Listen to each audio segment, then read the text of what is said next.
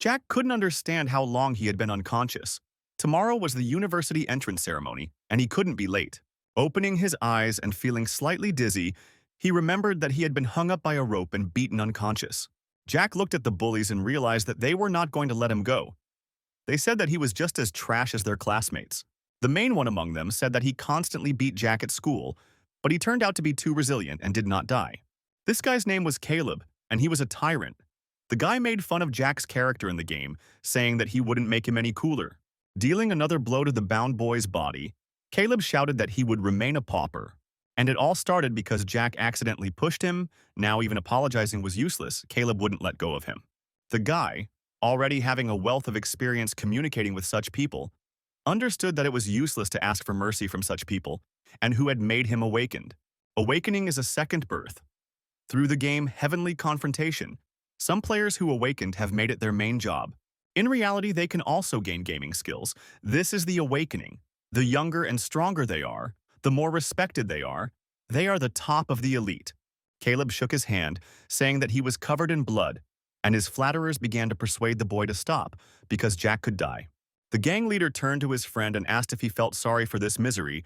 The guy replied that he was just afraid of getting into trouble because of it.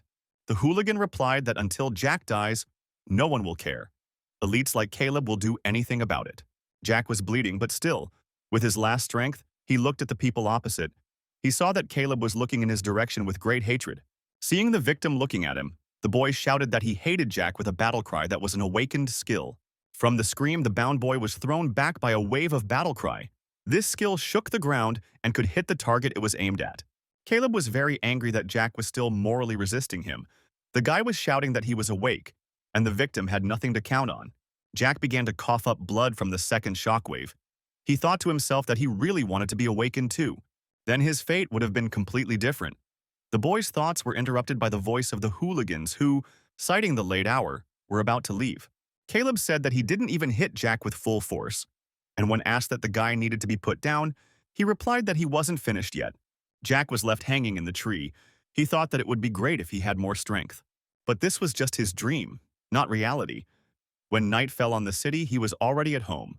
After such a hard day, the boy simply needed to wash away all of Caleb's efforts to humiliate him. Drying his wet hair with a towel, the boy looked at the gaming helmet lying on the table next to him. This world is quite inhospitable to him, so he liked being in the world of confrontation of heaven more. A few seconds into the game loading, and he was already inside it, in the cathedral location. His ID was Jack, level 120, class, thief. He considered himself a talented player, but was inferior to others because he started playing very late. Yesterday, it was not easy for him to get the dark gold dagger, but in the thieves rating, his level only became lower. The players who were on the board with him also went not far. They found some cool loot in some cave. Someone must have taken them there. Jack himself was now in 3,960,000th place. Such was his sad reality, no matter how hard he tried. The guy spent the entire year from 2061 to 2062 to climb from a nameless list to the ranking of the first 100,000 players with his class. He probably won't be able to overtake the other players in the first 100 names on the first page now, no matter how gods do it. Jack turned away from the ranking table and sighed sadly. It was already unrealistic to break into the top 100. Thoughts about the tops of all classes drove him only into absolute horror. Jack decided to move away from the rating table altogether. If only the boy had another chance. Maybe he could become one of the awakened. While passing by one of the many clusters of players, he heard that someone from the clan was needed for help on a certain quest. The girl they approached replied that she was already on a team with someone and didn't want to strain the clan. This time they would take him. Her interlocutor replied that, in that case, he would be her bodyguard and guarantor of safety because anything could happen in the game. In response, the man heard that she was not a child and knew what was what. These three paid a lot to accept the challenge. The man replied that there was another player not involved. He must have been left here from the last party. Jack, realizing that he was being talked about, greeted him and said that he was level 120th and a thief class, and he had come to help. The security guard replied that it was okay without that. They had seen his message. They had only taken him for the full party. There was no need to get confused underfoot. In reality, Jack didn't particularly enjoy interacting with people, not even in the circumstances of the game. But it still amazed him why some people, even in the game, were so cruel. One of the party members said that, according to rumors, the guy was not from the clan and was not even awakened. Jack replied that he was just a solo player. A clan is a group of technical players, special players who, for a fee, help complete a quest or some requirements in a match. Jack's skills had long been enough to join the clan, but he wouldn't pay the entrance fee. After all, he still needed to live on something. Another participant said that he was just scared of the soloists who joined the party. It's unclear whether they can play. In general, there are no guarantees. Jack reacted coolly to these words, crossing his arms over his chest, which angered the author of the speech, as if the guy was really trying to be cool. The girl decided to hush up the conflict because the guy had already been accepted to the party. The quest hadn't started yet, and there were problems like this, so nothing would work out. The security guard said with a smile and smugness that everyone could relax because he was in the party. The party was fully assembled. It was necessary to teleport, and Jack was allowed in first. He didn't hesitate and entered the bright white light with blue lightning. But when the boy disappeared into the portal, the light of the teleporter changed. All the players present had never seen such a sight in their lives. Yellow and blue lightning bolts began to strike everything around, and the players, trying to avoid the impact, ran as fast as they could from the square. The party participants didn't understand what had happened, why the teleportation was so strange this time. This had never happened before. Was there really some kind of system error? How could Jack have missed it? Meanwhile, the guy also didn't understand where he was now. He seemed to have rushed off on a quest, but was he in the right place? Jack looked around him, trying to figure out where he was, but all he could see was a strange teleporter. Suddenly, the boy noticed that his body began to fall apart. Something was definitely happening. Jack began to press the exit button, as if in a fever, but he couldn't do it. Had there really been some kind of error? The guy was scared. Despite his body disintegrating, Jack continued to try to exit the game until his hand dissipated into a pixel. Jack's last thoughts were that he really was a loser, and here he had found a bug. What else was expected of him? He already wished it would be erased as soon as possible, even if it would somehow make his soul feel calmer. In his own way, he was struck by this feeling of relief. Jack had been very tired this whole year, and maybe the idea of erasing it would even be for the better. In any case, with a life like his, it's not a pity to say goodbye at all. I have too many regrets. The players, who were staring at the teleporter and didn't think to leave, were waiting for the guy who still hadn't appeared. The guard in Jack's cell looked thoughtfully at this spectacle. He found everything that was happening very strange. He opened the quest table with a list of party players. Jack's account had also disappeared. Solo was nowhere to be found. A few seconds later, Jack opened his eyes and looked at his arms, which had become very long. Was it really some kind of illusion? The guy sat up in bed. He had strange feelings. His body was somehow unusual. Seeing a mirror next to the bed, he picked it up and, in surprise, looked at his face, wondering if he was still in the game. The voice of an old man interrupted his thoughts, noting that the boy had finally come to his senses. Seeing the boy drop the mirror on the floor in fright, the grandfather noted that he didn't seem to remember anything. He said that he found Jack in an alley. The boy was lying under the rubble. Jack asked where they were now.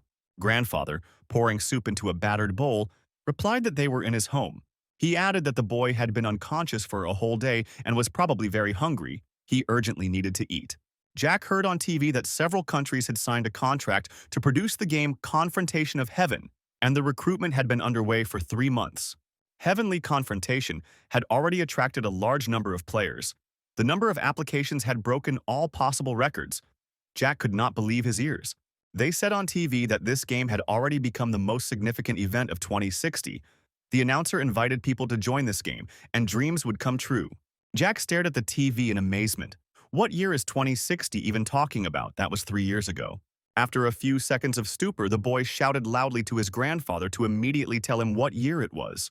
Grandpa froze with a plate of soup in his hands. After thinking a little, he replied that, as they said on TV, it was 2060. But the boy no longer paid attention to his grandfather's words that he was probably starving. Had he really gone back 3 years? Did the gods Jack pray to really hear his prayers and really give the guy another chance? Grandpa saw that the boy was somehow frozen in place and decided to ask if everything was okay. But in response, he only heard laughter. Now Jack could join the list of the best players, become the strongest awakened, and found his own clan. Everything was fine. By the will of heaven, Jack could now achieve everything he had so eagerly desired. Having finally made sure of what world he was in, the boy started eating. He was actually very hungry. Grandpa begged Jack not to rush. He said that there was still food left in the pot. but the boy replied that he was extremely hungry. Hearing this answer, the grandfather said that in that case he would immediately go and add an additional portion. Grandpa decided to ask Jack if he was alone in this world, carefully pouring an extra portion. Jack. This question made him think that it seemed that he had been alone all his life. He didn't even know where his parents were now. Judging by his recollections, they probably weren't there at all. Maybe they really left him, the boy told his grandfather that he was completely alone. The old man replied that even if the boy didn't know what this place was, he could still come. Jack looked around him. He really didn't know where he was, but the whole situation seemed like something very specific. It was like a so-called ghetto, a refuge for all those who could not survive in the neighboring city. Grandfather sadly confirmed that this was a place where the poor gathered. Jack remembered how in a past life he had rented the nearest cheap hostel with his saved money, without knowing what kind of place it was. Grandpa, meanwhile, was telling me that for the game they were just talking about, he needed to buy a helmet, and that's when he spent all his savings. His son was severely malnourished in order to buy this thing. Maybe that's why he didn't live long. He planned that if he could become awakened, he would change their lives for the best. His son really believed that he could succeed in this game. That's what the boy said then. He really wanted to help his father leave this God-forgotten place. Turning to Jack, the grandfather noted that reality could not be changed so easily with the help of a game. His son was simply a stupid child. But Jack interrupted the old man and noted that his son was right. It was possible. If you become awakened, then you can change reality. This is an unusual game, and the son did not deceive his father. In the future, confrontation is not just a virtual world. The grandfather silently looked at his new acquaintance, remembering his son's words that he would definitely pull them out of poverty. The enthusiasm with which Jack spoke about this game reminded him a lot of his son. He decided to thank the boy for it. Judging by the boy's appearance, Jack was still studying. In the future, if he had nowhere to go, he could live here. The boy was struck by the kindness of the old man, with whom they were almost strangers, and with surprise thanked him for such words. And, as if not letting the boy come to his senses, the grandfather said that there was something else he could share with the boy. His son was no longer there and there was no point in keeping it. He shuffled something in the closet for a long time, but finally pulled out the helmet and handed it to Jack, saying it was a gift. It was a first-generation gaming helmet. His son wouldn't want it to bury his hopes and turn to ashes. If the boy wants, he can continue to fulfill his son's dream, Jack replied, so that his grandfather wouldn't worry about it. He was not only going to continue his son's dream, but he was also completely confident that he would achieve it. He will definitely make his dream come true and will start doing something for it right now. The guy put on a helmet and started creating a new character. He chose a name, and it came down to choosing a race and class. It was more comfortable to play as a human. In humans, intelligence and perception increased by 1 point with each level. He never particularly liked elves with their ears. Their magic and agility increased with each level. There were also orcs, whose strength and defense increased by 1 point with each level. Jack thought in confusion. He couldn't finally choose. Although each race had its advantages, this would matter when choosing a class. In the game Confrontation of Heaven, there were 5 classes to choose from: warrior, mage, archer, thief, and priest. When choosing the thief class, the game offered 3 branches: a human thief, a shadow who could sneak and kill. The second branch was the elf thief, a character who was fast and agile, a true assassin. The third branch was the orc thief, a real bandit who loved to go on a frontal attack. In the end, Jack decided that he would probably choose a person after all. In the past, he had played for the shadow. One cannot waste past experience. Jack received the basic active skill Rear Strike at the first level, giving 12 characteristic points which are now displayed on the game scoreboard. This time, the guy decided to fully upgrade his agility, taking into account the next level. When there were no more free attribute points left and armor was obtained, the character began loading into the game. A few seconds later, when the countdown ended, the boy finally found himself in the City of People, in the square near the cathedral. Teleporting to the square, Jack looked around him. Finally, he was here again. In the past, he only started playing the following year. This time, he had a pretty good chance of becoming the best. The only thing Jack didn't expect to see was such a crowd of people. It was just impossible to push through. Recruitment into the game lasted only 3 months, and there were already so many people in this world wanting to join. Jack realized that he just needed to catch a good moment and think it over. He needed to look at the rating lists. The current ranking list was topped by Blackcloak, a level 12th warrior, the same player as in his past life. This was a player who hid his data. No one knew anything about him. He didn't join clans and was the strongest player. In his past life, Black Cloak also always topped the ranking list, and it wasn't surprising he was always a master. Apparently, the top is mostly made up of masters from past lives and legendary clans, all of whom are already making their first successes. In order to implement his plan, Jack definitely needed to speed up. This time he will have to go through his past life experiences again in this game. Only in this way can one achieve the goal of becoming the most powerful and invincible and reach the level of God. The teleport had already activated, preparing to transport the hero to the next quest. Now the goal could be reached with devastating speed. No player had become awakened yet this year, and Jack had the perfect chance to be the first. He couldn't waste another second and decided to take it to the next level right now. Properly this time, and after a few seconds the guy arrived at his destination. Although, in the past, Jack had also often been to this location and nothing should have surprised him. But it wasn't. Every time he came here, Jack was very surprised by how many people there were. In the main city, the settlement of newcomers trade was in full swing, and there was always something to negotiate. Merchants offered first-level newcomers the opportunity to buy equipment and armor for 1 silver coin. This armor was supposedly better than the initial loot, so it could be leveled up faster, but the quantity was limited. The newcomers were very eager to accept such offers, of course. They still had a poor understanding of the game. In the past, Jack also spent a couple dozen coins to buy a dagger for a level 1 thief. This blade was 2 attack points better than a standard dagger. Now the boy realized what a fool he had been. The kind of loot he spent so much money on could be found in level 3 locations. These traders only do what they can to make money from newbies. After the 3rd level, they are mostly eliminated. At the beginning, leveling up isn't that difficult, but it's impossible to get to the beginner's village after level 5, only with the help of a special quest. Now, from the height of his experience, Jack understood well that leveling up from scratch was certainly an achievable goal. The boy's thoughts were interrupted by the voice of a girl who was asking someone in the party, promising that she would be obedient. The guys were completely delighted with the beautiful elf. The players here are good-natured until they reach the 3rd or 4th level. But when the players reached level 5, the highest in the village, they were basically all with an old man who offered to level up. A level 1 player can only build a party with players 2 levels below them, so level 5 players in a sweep party were common. A level 1 player can form a party with up to 3 players, and the number of players in a party is determined by the captain.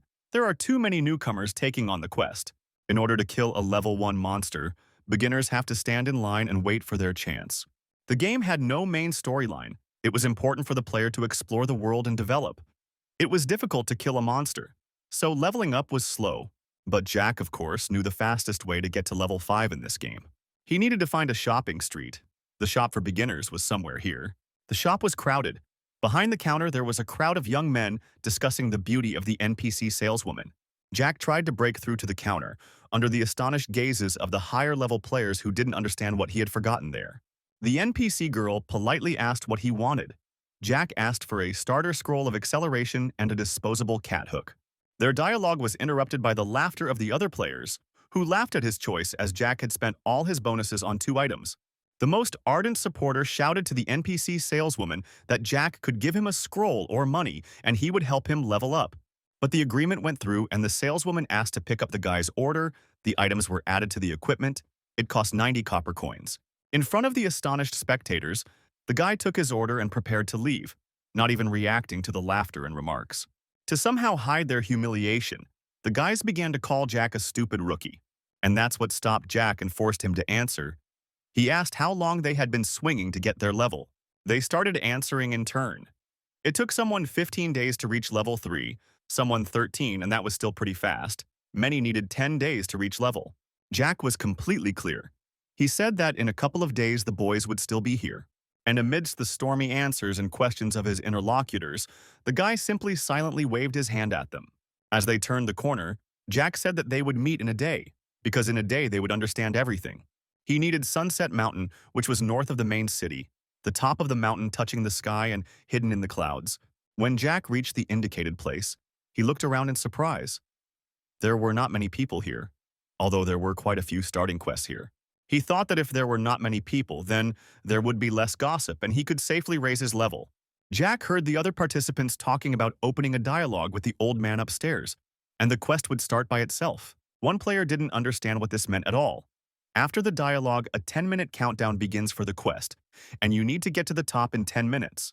The interlocutors agreed with him. It was unrealistic to do it even in 20 minutes. They were still of too low a level of characteristics. The first part of the path was still a road. It is important that there is a cliff in the middle.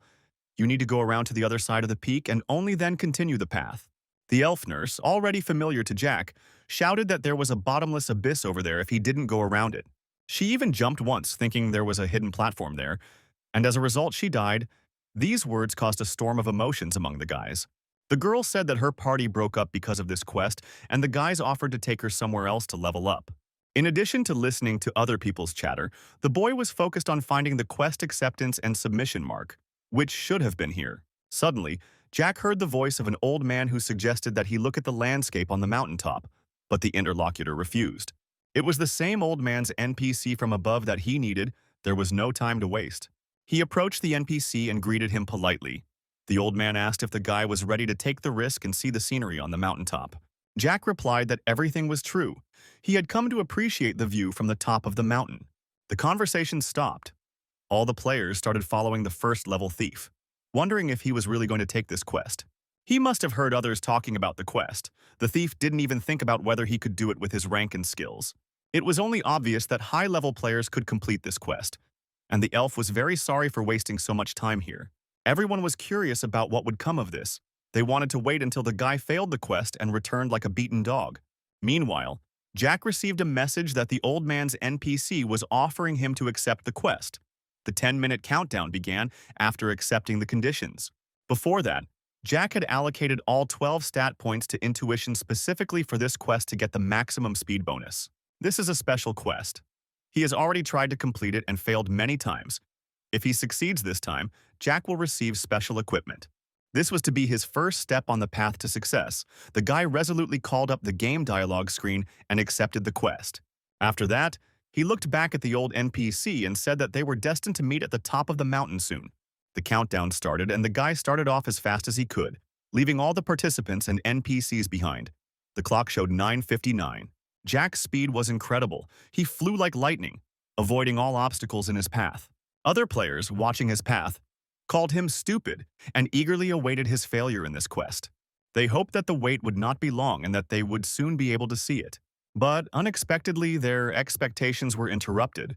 The thief did not go along the serpentine path at all, as they expected. Instead of a serpentine road, the thief chose a forest thicket, away from the mountain road. The path through the mountain serpentine was undoubtedly safe and comfortable, but at the same time, winding and difficult. The direct route between point A and point B is the shortest. If you follow a well-trodden mountain road, it will be several times longer. None of the players ever walked through these thickets because they had their own pitfalls. The game system was designed in such a way that it could conduct a clearing in the forest at any time, for example, with the help of a grassy monster with a big mouth. In a past life, Jack had learned the fastest way to the top for a thief at a sufficient level, and he had walked this path countless times. And these big-mouthed grass monsters were the secret to quickly climbing to the top of this mountain. Usually these monsters didn't take long to appear, and this time Jack saw them after just a few seconds in the forest. They were the most common monsters in the mountain forest thickets. Although not a threat to travelers, they were still a headache. The existence of these monsters ensured Jack's goal was achieved. He activated the backstab skill. A second later, he flew up behind the monster, delivering a blow. A system message announced that the backstab was 80% complete. This was the key point of all of Jack's movements, using the back kick. He reduced the time it took to climb. A system message announced that after everything he had done, Jack had aroused a very high degree of hatred in the grassy, big-mouthed monster. 20 seconds later, the guy, who hadn't stopped for a second, received a message that his backstabbing had resumed. As soon as the announcement was read, Jack immediately began to use his skill, delivering another blow to his opponent. Meanwhile, at the foot of the hill, other participants were placing bets on how many seconds a level 1 thief could last while completing this quest. The elf nurse wanted to be the first to guess. She said that the boy wouldn't be able to last a minute. Her assumption was readily supported by all the boys who were in love with her. The thief was level 1. The monsters would have wiped him out in 3 seconds. Jumping from one branch to another, Jack only noticed that a huge crowd of grass monsters was already rushing after him. But there was no time to stop. The next stop was the fault near the top of Sunset Mountain. Jack understood that here he needed to jump to the other side, and somewhere nearby he would see this fault. Intuition and memory did not fail the boy this time either. After a few seconds, he saw a huge abyss in front of him. It took at least 10 minutes to get to the other side of the mountain, but if there was some way to cross the fault at this point. The clock showed 6 minutes and 10 seconds, and Jack could already clearly see the top of the mountain in front of him. He remembered this rift. There must be a nest somewhere there where grassy, big-mouthed monsters gathered. After looking around through the fog, the boy finally saw that the nest was really where he thought it was. Jack realized it was time to use the claw and acceleration scroll. A system message made it clear that the scroll was activated. The power of the scroll was activated for 9 seconds, so it was necessary to act immediately. The guy activated a backstab. The grass monsters, gathered in a crowd in the nest, seemed to sense something at that very moment. But one feeling wasn't enough. Jack was already behind one of the monsters preparing to strike. This was the guy's only chance to get to the top, and the guy was going to use it 100%. Delivering blow after blow around him, Jack simultaneously pushed away from the monsters, trying to jump even higher up the mountain. The guy realized that he had gained enough speed to reach his goal. Through the thick fog, Jack saw an old dry tree, which was needed to cling to the other side of the mountain. The boy threw out a hook to grab onto a branch. He figured the distance was just right. All he had to do was clench his teeth. There was no other way to call it than a leap of faith. Jack was simply flying over the abyss. The boy could already see the other side of the mountain, where the last step remaining to complete the quest awaited him. This large grass monster that appeared on the edge of the mountain and stared at Jack was the last obstacle to victory.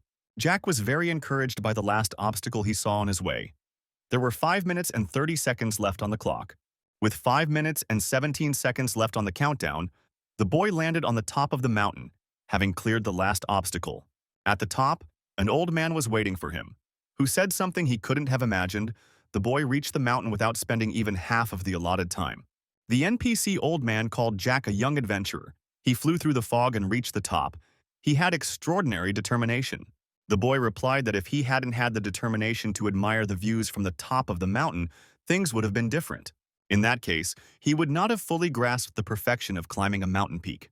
The old NPC replied that he thought the boy was a rather interesting young man. He noted that Jack is a person who is capable of discovering unparalleled power. The old man's special hidden mission, proving incomparability, was revealed to the boy, which shocked Jack a little. The old man asked why Jack was so surprised. Having spent only half of the allotted time, he was supposed to receive a special hidden mission. He noted that the boy, with his determination, reminded him a lot of himself at a young age. The boy, like a madman, was filled with a firm determination to become king, and the old man handed Jack a toy. The amazed boy took the object. He couldn't believe his eyes. It was an extraordinary feat. It was a dust-covered proof of glory, concealing the mysterious history and journeys that great people received. As soon as Jack picked up the item, a system message announced the opening of a special hidden mission, Glorious Path. Nothing specific was written. It seemed like it was a research mission. Jack had never heard of such a thing in the past and had no idea what it was. The elder said that this was a reward for climbing, which is given according to the type of activity, and he was pleased with the boy's determination. A panel appeared in front of the boy with a description of a new item. It was special quest equipment that had exceptional properties. The Perfection set had a perfect power of 1000% damage to all monsters of level 5 or below. It disappeared upon reaching level 5. Jack was very eager to immediately equip himself with a set of Perfection.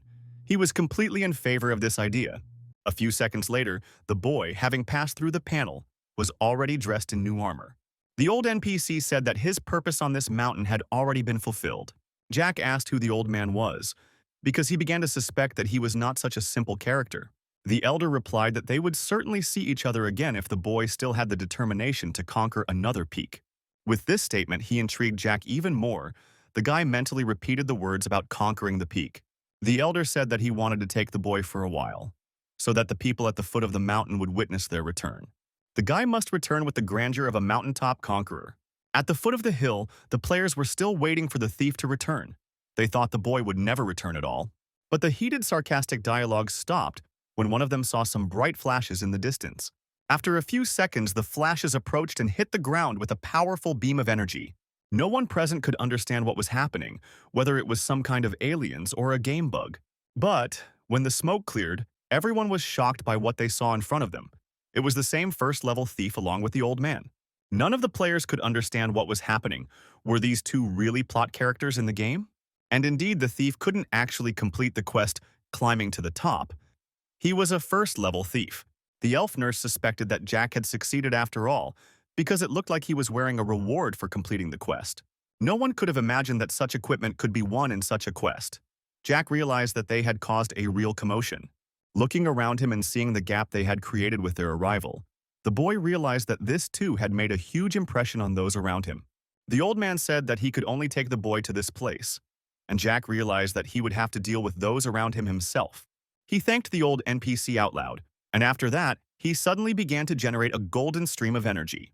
This spectacle made an even greater impression on everyone present, including Jack. No one understood what kind of NPC could do such things. Everyone thought that this old man was a simple NPC who didn't stand out from the rest. One of the players shouted that this set of equipment that was being worn by the thieves could be a set for a unique quest. The elf nurse asked what unique quest he was talking about. The guy replied that the quests of the Lord of the Sky are divided into 3 large-scale types. The first type was a quest, a reward. These are quests or dungeons that players most often come across. The reward for completing such quests was usually experience, money, and equipment. The second type was a quest adventure, in which the player can meet an unusual character or obtain interesting information. In these quests, the player may be rewarded with additional special characteristics or special artifacts, and so on. The third type was unique quests. They are very special. If the player completes this quest, it will disappear forever, and others will also never see it again. Each type of quest also has 2 ways to complete it: group and solo. In addition to the unique quest, where the difficulty level is set, in the other 2 types you can choose one of 5 types of difficulty level. The elf nurse was enchanted. Now it was no wonder this outfit looked so good. Meanwhile, the old man said that he and Jack would meet again if he ever dared to set out on a journey along the brilliant path. And, despite the boy's questions about the mission, the old man said goodbye to Jack as a candidate for glory. A second later, the old man disappeared in a golden glow, leaving Jack thinking about the words the boy had just heard. It was completely unclear how difficult this quest was and whether it required any specific level. But all that was unimportant now. Jack urgently needed to raise his level. The boy's thoughts were interrupted by an elf nurse who lashed out at him, saying that she thought he was really cool. She started asking to go with Jack to improve her level because she thought the guy was a master. Jack noted that the girl's figure was nothing special. The other participants in the game heard the girl's words and they didn't like the elf's behavior very much. She promised them the same. The guys started saying that Jack didn't have long to enjoy his life because the old man could end him at any moment. But the elf nurse immediately came to Jack's defense, saying that the envious people had not completed the quest themselves and therefore were not that strong. Jack realized that he would probably have to hide his equipment and hide his identity so that he wouldn't be harassed again. A second later, the equipment effect was hidden. Other players now saw Jack in his normal form. Seeing Jack leaving, the elf asked how he could leave them like that. The boy replied that they wouldn't be able to stand the places he was going. These words forced one of the players to challenge Jack to a solo duel. The guy was sure that he would punish Jack for his arrogance. Jack the thief stopped and half-turned to his potential opponent, asking if he really wanted to try a duel. Such determination forced the enemy to immediately retreat, and everyone around began to understand that Jack was probably completely crazy. Realizing that there would be no duel, the boy muttered under his breath that he had no time for idiots and a girl of easy virtue. The elf thought with annoyance that this thief didn't have a drop of respect. Now she would have to deal with these idiots again. A moment later, the girl was standing next to the guys she had betrayed and again asking to take her on an upgrade. To settle the past conflict, the girl agreed to show the guys a cooler outfit and they immediately melted away. Meanwhile, Jack's path led him to the 5-level Ant Army Hollow map, in which the quest was already taking place on the middle circle. One of the clan members shouted to the captain that he was running out of mana soon, and he had used up all his pills, so he needed to retreat. The captain replied that right now, in the middle circle of the anthill, the soldiers couldn't be higher than level 4. They would soon be fine. Everyone agreed that it would be good if everything worked out like this. Then tomorrow we could try the inner circle. We had to look for objects. But one of the participants said that the soldiers in the inner circle are all level 5 and can also conduct group attacks. Lord of the Sky has a rule that prohibits players from entering places on maps whose level exceeds their personal level. They are already lucky. It is said that now the players who have entered the inner circle are all 5-level elite groups of the 5 majestic guilds. Each has a level 5 gold suit and 2 nurses to repair the damage taken, which requires a lot of strength. The elite squad of the great guilds went there because they were looking for rare equipment.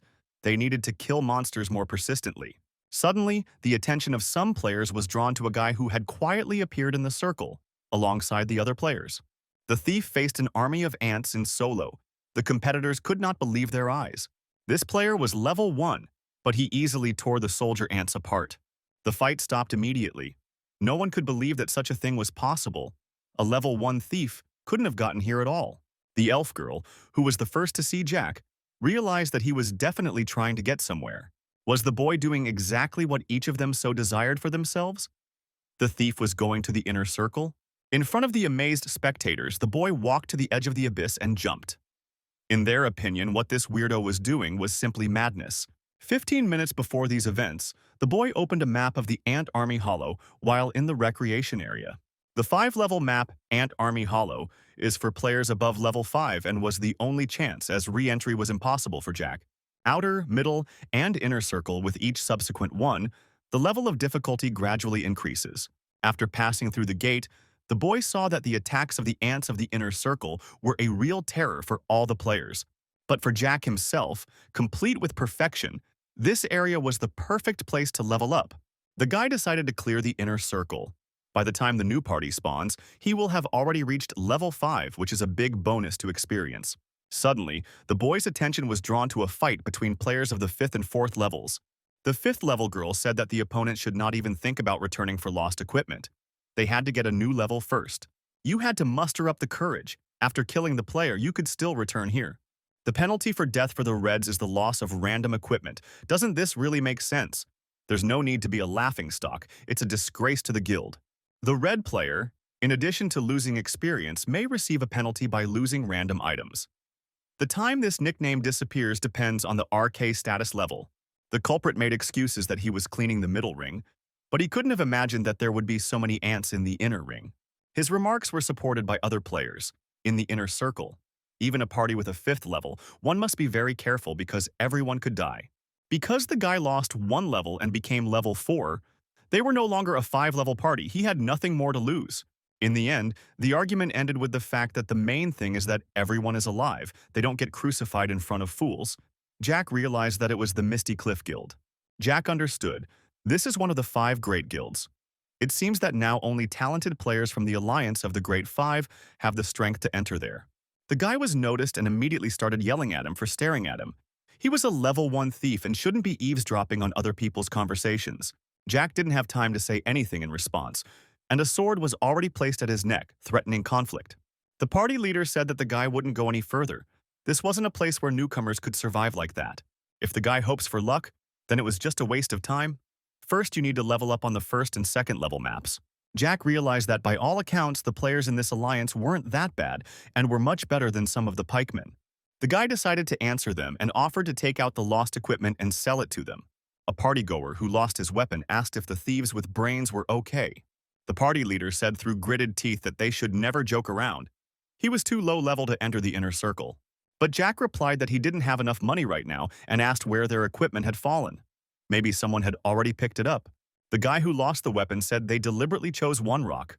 A level 5 flame-breathing staff fell right there. Even if the thief has an invisibility potion, he still won't be able to get it, because by the time he gets to the location, the buff will have expired. But Jack's answer was adamant.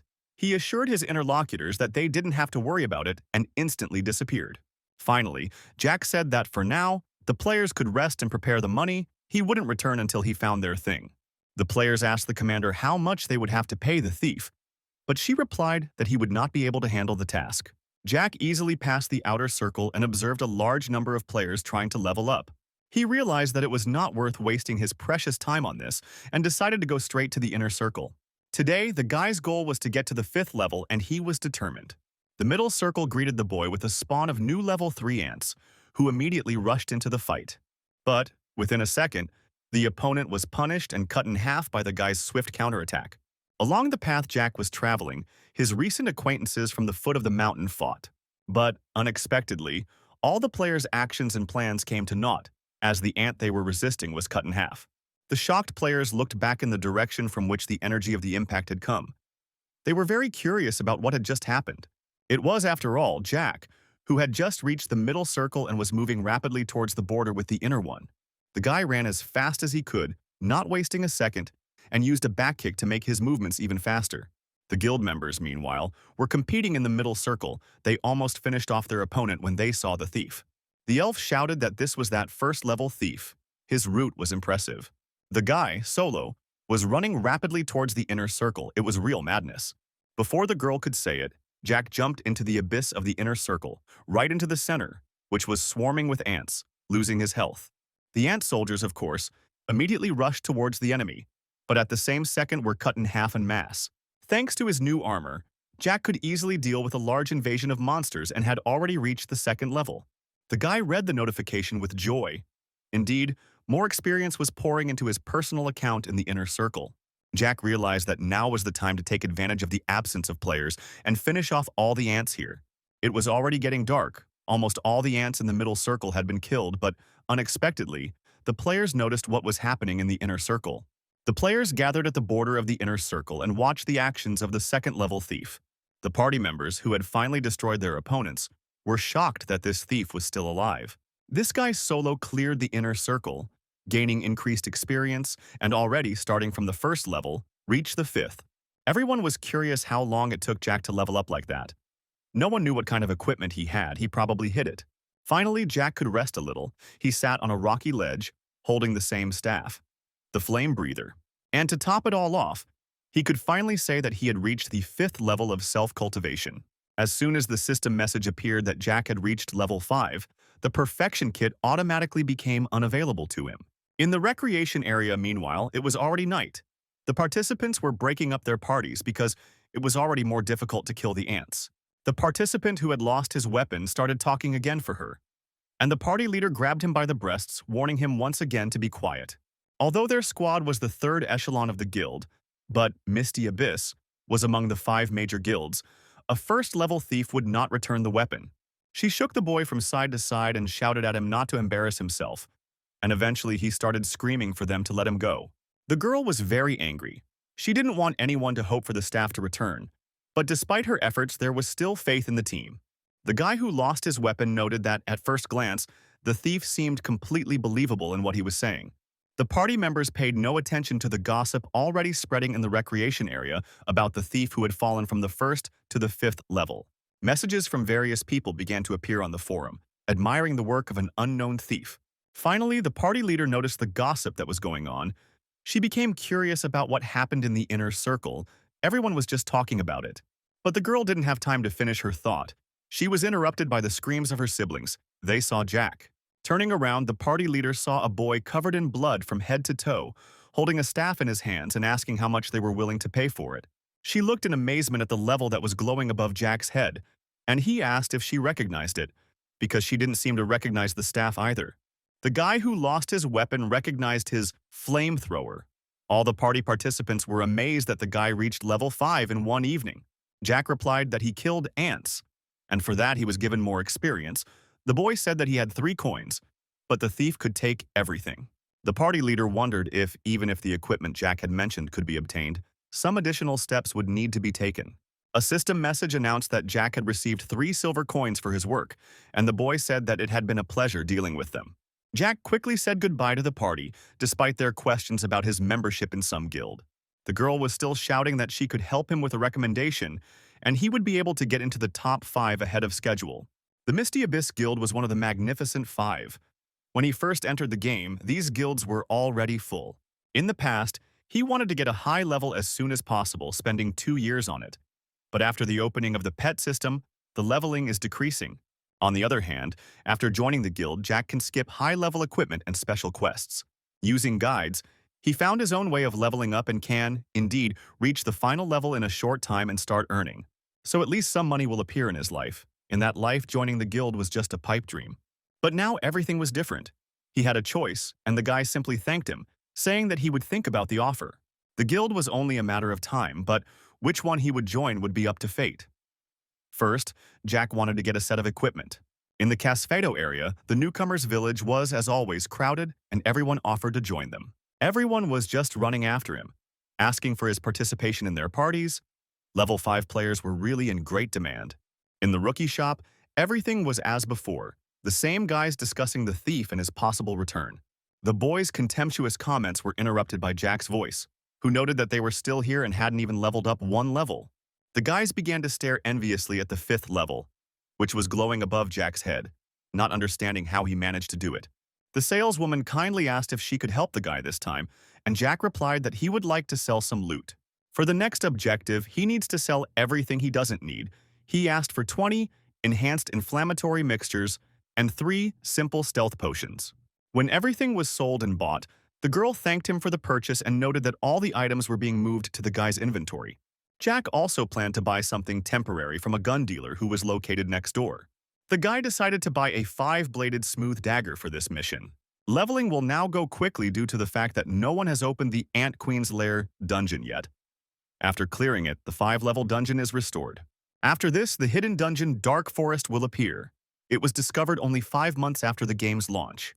And all this was for the sake of collecting a stronger set of Dark Forest equipment for thieves up to level 10. The set of persistent miscellaneous. But it was in this life that the boy had every chance of being the first. A notification announced that he had found the lair of the Ant Queen. There were already quite a large number of soldier ants waiting for him in the nest, and he no longer had any special equipment.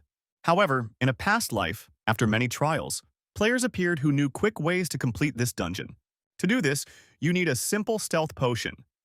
After drinking it, the player becomes invisible. Duration: 9 seconds, so you need to get started.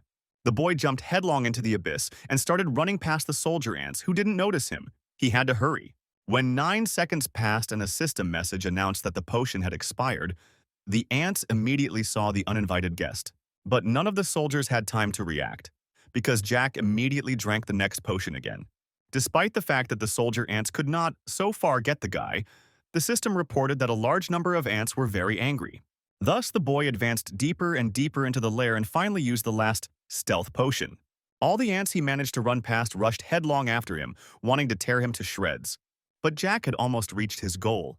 He could already see the silhouette of the Ant Queen in the distance. After a few seconds, the queen was clearly visible ahead, and they finally met in person. Now the guy just needed to use the ant's special feature. Fear of Flame, Jack activated Enhanced Incendiary Mixture. One by one, he began to throw bottles around him in different directions, turning everything into flames. Jack knew well that the walls had a great weakness to flame and would burn with double force.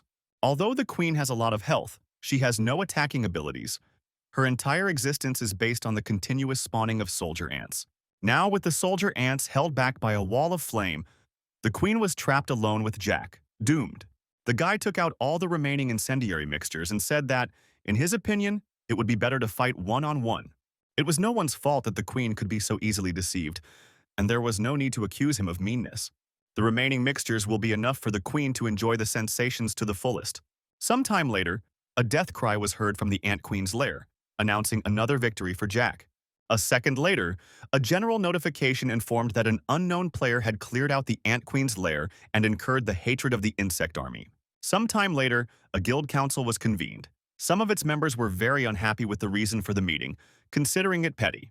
The council chairman, Justin, said he was hoping someone had found some hidden equipment or a special NPC.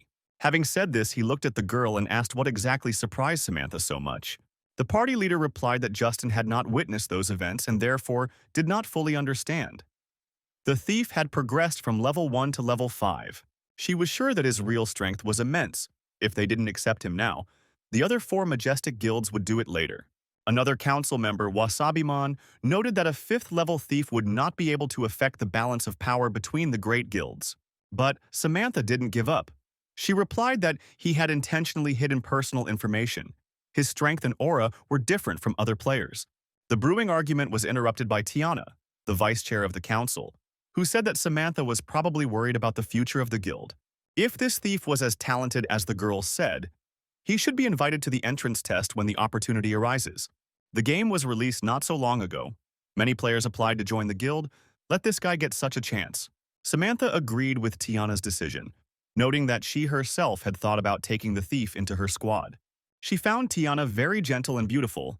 Such pretty orc girls were very rare to find here. Suddenly, the guild council meeting was interrupted by a general system notification, and everyone concerned was staring at the game pop-up windows. It was the announcement of the destruction of the Ant Queen and the opening of the Dark Forest dungeon. This guy had cleared it solo. He was truly a pro. Tiana said that, first of all, everyone needed to calm down. This notification should be received by all players on the platform. A hidden 5-level dungeon has been discovered and all players will rush there. They should also hurry up and find new promising talents.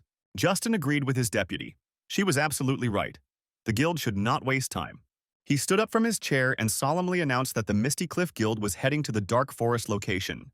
Whether it was in the Misty Abyss Guild or any other of the Big Five, even on the streets, players couldn't help but tremble at this news. Everyone was curious about who would participate in this dungeon, why it was only opened now, and what equipment or inventory might be hidden there. Huge lines formed at the beginners' stores. Players wanted to get equipped as quickly as possible. Players with advanced levels also attacked the magician, and he was in a hurry to open the portal. No one understood what kind of pro had opened this location. There was a constant buzz of noise above the streets filled with players. Only the lazy one was not discussing the opening of a new dungeon. Finally, Jack arrived at the indicated location. The guy exited the teleporter looking around. As expected, it was full of people. This mission was a special task for the team. The players continued to arrive here in droves. It was actively discussed that there were no level restrictions for the mission. Absolutely anyone could enter. Jack knew that the dungeon had special conditions and rules. No restrictions for team members. Only players above level 5 could not enter. In order to get started, Jack needed to somehow find 4 people and form his team. He decided to look for the right people near the mission crystal. A notification announced that the boy could now use the dungeon portal. The light yellow portals nearby were all low level, while the gold-colored portals were of increased difficulty. At this level, the final boss had a mutation phase added, and the first teams to lose shared their impressions of the difficulty of the quest. Players lacked equipment. Level 5 armor did not protect. Even from simple boss strikes, the attacks were too strong. Jack heard the players around him talking about the fact that one of the losers was a member of one of the great guilds. The guy realized that soon this place would become a real arena for guilds.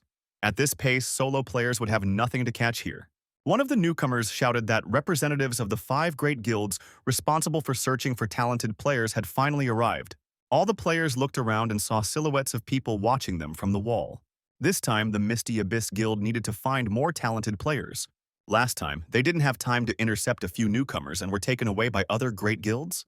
Justin reasoned that if he found a couple of good recruits, he could apply for entry into the second echelon. He wanted Tiana's attention, suddenly. The dream girl interrupted his thoughts by saying that the other guilds had already arrived. Now, the important task of setting dungeon records lies on the shoulders of the first and second echelons. Their task is to look for outstanding newcomers. The hidden dungeon has attracted a large number of players. There must be potential recruits here, perhaps even the same thief. Tiana was looking forward to meeting this mysterious thief with an incredible aura. Every newcomer was surprised by the number of people in this location. It seems that this was the entrance to the dungeon. Soon, Jack's old acquaintances arrived at the entrance to the dungeon, along with an elf nurse. They were also looking for a party. The elf couldn't wait for the mission to begin. She was hoping to gain a level or two. A few minutes passed and Jack crossed paths with these non-trivial personalities again. Everyone was a little surprised. The players asked what he had forgotten, but Jack was no less surprised because it was a level 5 dungeon and he was the one who should be surprised. 5 players were needed to complete the dungeon, and they were just 1 player short. The elf immediately pounced on the boy with flattery, which caused a wave of indignation in her company. Jack understood that if he looked for other people, he would have to spend time explaining. With these 4 things, everything would go much faster. The thief's proposal caused a wave of emotions among his interlocutors. They couldn't believe what they were hearing. One of the guys asked if Jack was really sure he could do it. If their team was destroyed, he would have to pay. The guy replied that there were no problems, but he had one condition. The entire team had to hide personal information for 3 days. And of course, the reward. After clearing the dungeon, he will take only one thing. The rest the team can share among themselves. After announcing his conditions, the guy asked if the others were happy with his position. And of course, he received no resistance. As soon as everyone's consent was received, Jack announced that he would open the portal right away. One of the players on the team started asking if they needed to discuss a plan of action first, but the guy wasn't listening to him anymore. Jack generated a dark red teleporter and announced that he would explain everything after they went inside. The players' reaction was priceless. They froze in place, believing they would die instantly. The dark red color of the portal meant the level was insanely difficult, and the dungeon challenge would begin in 3 seconds. Justin looked through the telescope at what was happening under the wall and didn't understand why so many people were gathered there. He called out to Tiana to look with him to make sure he wasn't hallucinating. Sure enough, a large number of players were gathering opposite something they couldn't see. Tiana, with some effort, was finally able to see that all the players were looking at the dark red portal of the highest difficulty. Justin couldn't believe his eyes. Someone dared to try the crazy level of difficulty. The dungeon had just been opened and someone had already dared to challenge the insane level. The guild members were curious as to who had done such a thing. Only people from the first echelon of the first guild were capable of doing so. After some thought, the guild council members decided that solo players could have decided to do this to test their luck. Even if it was true that it was impossible to pass this level, Tiana suggested going down and taking a look too. The crowd, meanwhile, had already completely surrounded Jack's party, trying to find out who dared to open a level of such complexity. Some members of the party began to get a little nervous. They wanted to enter the teleport immediately to avoid disgrace. Suddenly, all eyes turned to the members of the misty precipice who were approaching the center of the circle. The guild members were unhappy. Because of the gathering of solo noobs they had to wade through the crowd, did this event really deserve such attention? One of the players said that they didn't need to go there anymore because the party members had already entered the dungeon. It was a solo job. The newcomer, having looked around at who he was talking to, had completely lost the topic of conversation. It was Justin, and he was applying for admission to the Misty Cliff. Justin was dissatisfied and said that everyone had to go through the selection according to the rules. How could such a fat guy even dare to think that he would pass? The newcomer was unhappy with this reaction. He didn't like that because of a drop of power the guy could look at everyone like that. Competitors called Justin and company very clever when it came to recruiting newcomers, but each time no one suited them. Looking back, Justin and company saw that these were members of the third of the 5 guilds. White Jade. 3 of the 5 main guilds were now here. The newcomers could not decide which guild was better, but they agreed that the Misty Abyss should not be underestimated. But it seems that White Jade and Misty Cliff weren't very friendly with each other. The competition was over recruits. Tiana told Justin to calm down because this was not the place to be measured with words. You couldn't let others make fun of you. Unexpectedly, the girl from White Jade recognized Tiana, calling her the mage girl from the last monthly guild war.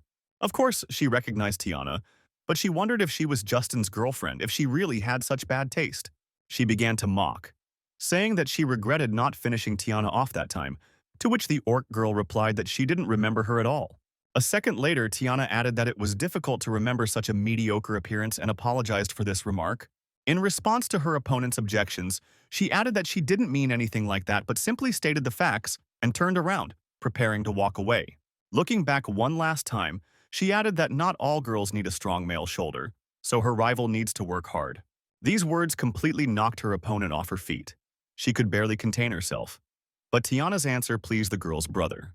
He approached his girlfriend from behind and put his hand on her shoulder, restraining her anger. The guy thought there was no point in worrying. He believed that with only a week left until the next guild war, he should focus on killing her and taking down a couple of levels. The two decided to wait for the solo players who opened the portal to return and ask them a few questions. Meanwhile, in the dark forest, Jack was faced with a lot of questions from his party members, who had no idea what to do. Jack replied that if the players continued in the same vein, the entire dungeon would converge here. There were quite intelligent mobs in Paradise Valley. Once again, the question arose of what each of them should do. Each of the party members was afraid of death. Jack reported that he had dropped equipment for everyone. He had matched it to their classes. Plus, it was well suited for this dungeon. A screen appeared in front of each player with a notification that they could choose a weapon, but first they had to dress accordingly.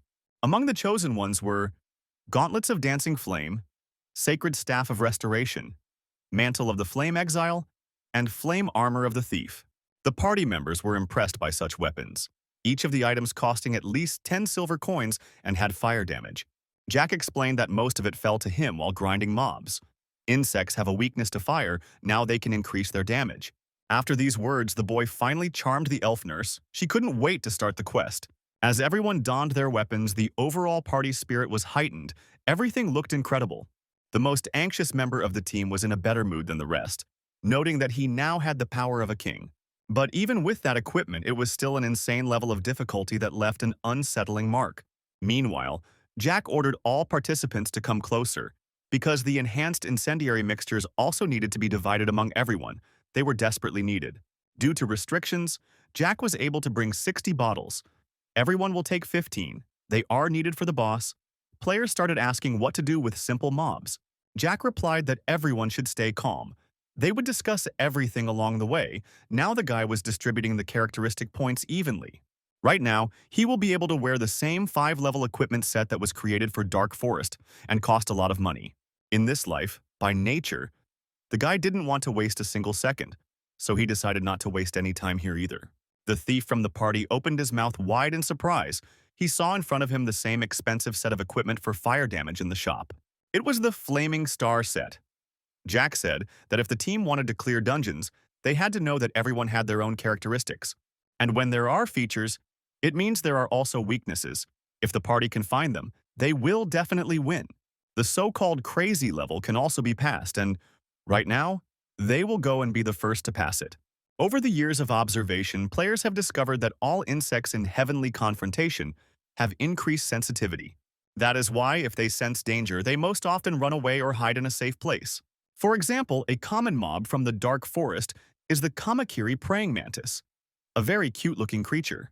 Jack interrupted the elf nurse's enthusiasm, calling the girl a naive fool. Did she really not see prey under the Kamakiri? If you're not careful in the Dark Forest, you can easily find yourself in the place of your prey, if they really wanted to be in its place. The praying mantis ran away. Insects in this game are quite cautious. If they had stayed in sight a little longer, the entire dungeon would have known about their appearance. The thief asked what their battle plan was.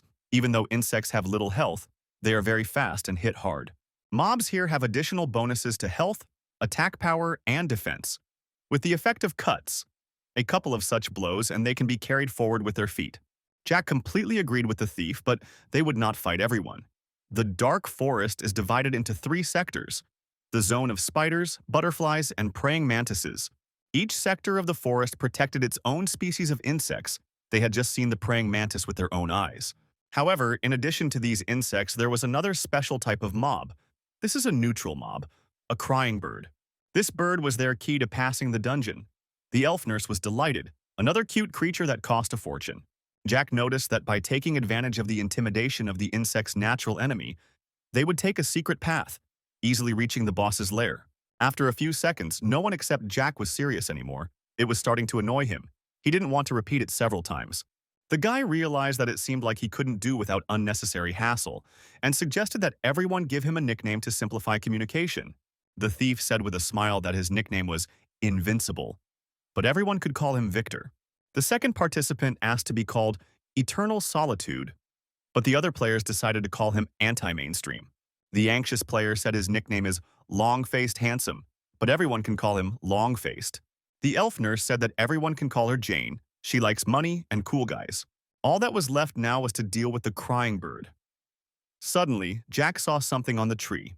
A second later, the boy was sitting on a branch and holding the giant bird by the paws with his hands, to the cries of its chicks.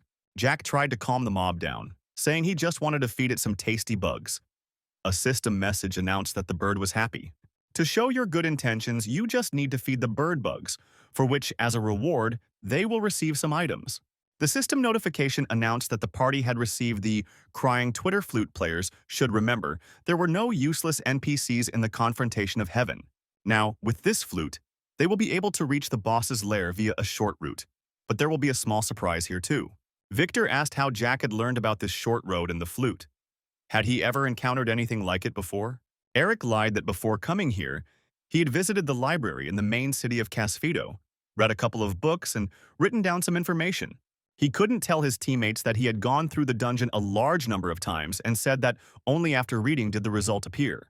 For example, this crying Twitter flute has a deterrent effect and could not be activated without the appropriate knowledge. Victor was amazed. It turns out that you could get such useful information in the library. No one expected that this was possible. There is a swamp at the edge of the dungeon. No one goes there specifically. Mobs are randomly scattered throughout the swamp. The short path is not so safe. Crying Bird is a special mob that hunts insects, their natural enemy, and the flute makes sounds that resemble the chirping of birds and scares enemies. Jane was delighted. They now had a flute and a short route. Everything was just great. They had to leave urgently. But the girl still wondered if there was no other way out than this swamp, where her clothes were getting dirty. Following the girl, the other party members began to whine. Jack instantly stopped the screams by asking if his comrades wanted to go back and fight the mobs. If group members aren't willing to make such a small sacrifice, they might not even dream of completing the game on insane difficulty. All team members must remain silent. This is where the monster zone begins, and party members must follow Jack exactly. The party leader's words had no effect on Jane. She was upset about her beautiful dress and the fact that it was wet between her legs. But the appearance of the giant spiders affected the girl instantly. She immediately fell silent. These spiders, clustered on both sides of the swamp, had a very frightening aura that affected everyone present, except Jack. The players saw the level 5 silk spiders begin to move in their direction, and Jack immediately began to play the flute even more actively. After a few seconds, the spiders stopped and trembled all over. This flute really had a strong effect on them. It seemed to the players that the silk spiders were truly afraid of the sounds of this flute, although at the same time they were very angry and wished them death. When the mobs fled, Longface concluded that the bird had proved to be quite useful. Such was the power of a natural enemy. Jack ordered his comrades not to lose their vigilance and to move forward faster after him. He warned that this path was not so easy. If someone got lost, they would encounter all kinds of insects in this dungeon, and they were everywhere, and that was the price to pay for the short journey. This statement from the guy really scared all the team members, who immediately started moving at an accelerated pace. Sometime later, Jack announced that they had arrived at the location. In a safe zone, the players were trying to get out of the swamp. Everything went pretty well. Even though it was a short trip, it still took them half an hour to get here. But the players were very tired and unhappy with how everything was going, and Jack asked them if the goal wasn't worth it. A system notification announced that the dungeon exploration was complete, and the party had reached the boss's lair, and the players saw a red portal in front of them. Jack was immediately overcome with nostalgia, and Longface wondered if the guy had read some kind of life hack to avoid the final boss. But, much to the boys' regret, Jack replied that this was impossible, that in the fight against the boss, they should rely only on their own strength. The boss was a clay dragon, the lord of the 5th level swamps, who, among other things, was also enormous in size. Using the general chat, each player took their position, preparing to carry out their part of the plan, which had to work. Jack asked everyone to listen carefully and remember what he said. With their level and equipment, it would be almost impossible to confront the boss. The enhanced incendiary mixtures that Jack gave them must be used during the boss's attacks in order to break through his defenses. By throwing 3 such cocktails at him, you can cause burning. The boss not only has a weakness to fire, he also has a bonus to attack power.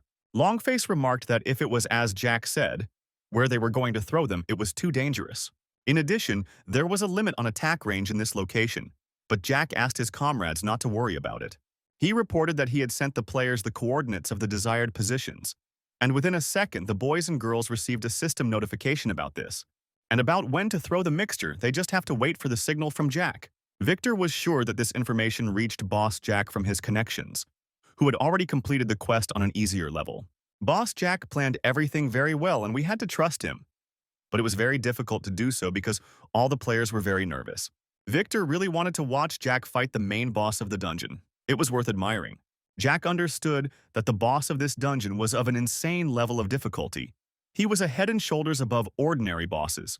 They hadn't seen this boss in a very long time. Jack had already forgotten how many times they had fought against each other in their past lives. Upon reaching level 5, he gained a new ability, Stacking Combo, which was a passive skill. If his passive doesn't crash and builds up, he'll be able to use the special equipment skill along with the new dash skill. The clay dragon, the master of the swamps, finally opened his eyes after the boys' attack. A system notification informed Jack of this. The dragon opened its mouth and shouted loudly that the vile human would regret daring to disturb its sleep. They did meet again. The guy, after another attack, tried to escape from the clutches of the main boss. Avoiding the giant paws, Jack used them as a springboard to deliver another swift blow. The guy developed such great speed that he could inflict numerous cuts while avoiding the monster's blows. The clay dragon was obviously tired of enduring the pain and, opening its mouth, spat out a stream of acid towards the boy. Jack managed to avoid the flow of green mass.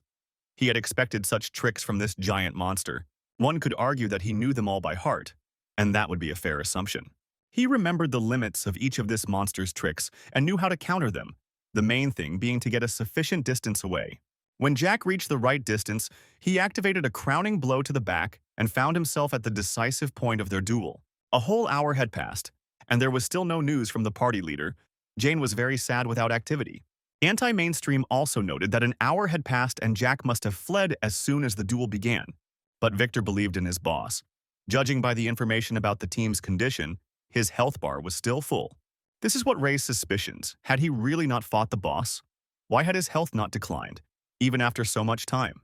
All conversation fell silent when the group of players heard Jack shout, demanding that they get ready. Turning to face the valley, the players saw a column of dust covering the entire horizon. It seemed that these two were already approaching. Jack ran ahead and shouted at the top of his lungs that the players should not rush into the attack. They should wait until the guy led the boss inside. It was absolutely impossible to make a mistake right now. One wrong blow and anyone could become a corpse. The players looked at the boss's health. It turns out that Jack had taken away 2/3 of his health. No one understood how he managed to do it. After a few seconds, Boss Jack shouted for the players to prepare for the attack. They must throw the monster in full program. The party members simultaneously picked up their bottles of the mixture and began to throw them at the clay dragon.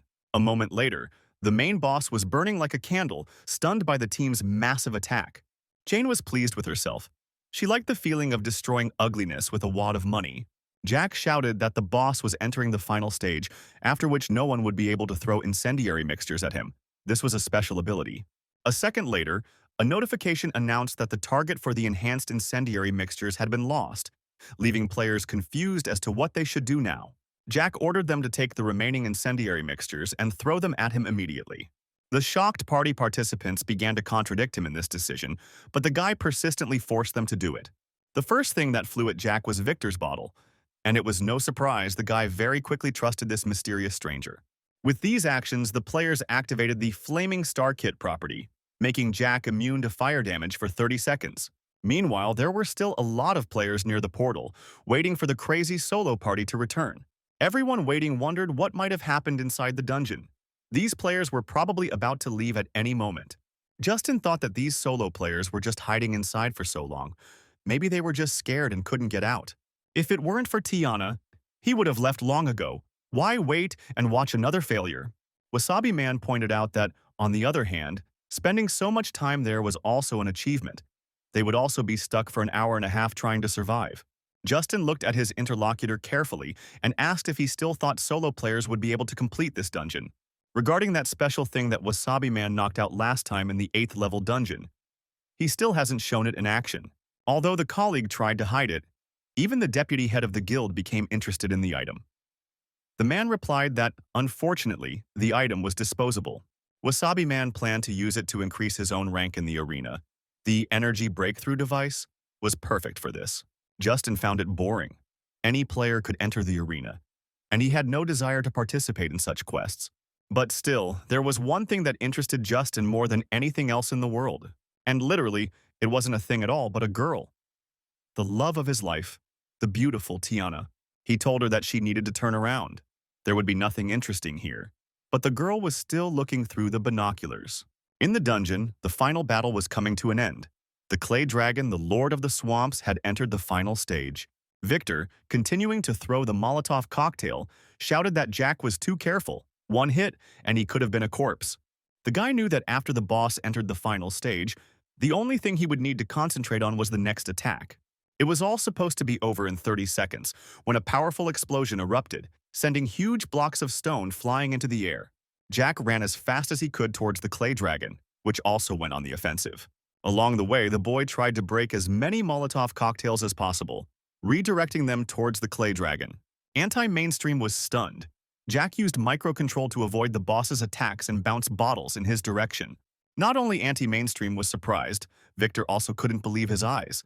The guy's microcontrol technique was impressive. The notification announced that the accumulated combo power was 3659. Jack activated Rapid Stream, Rapid Flow.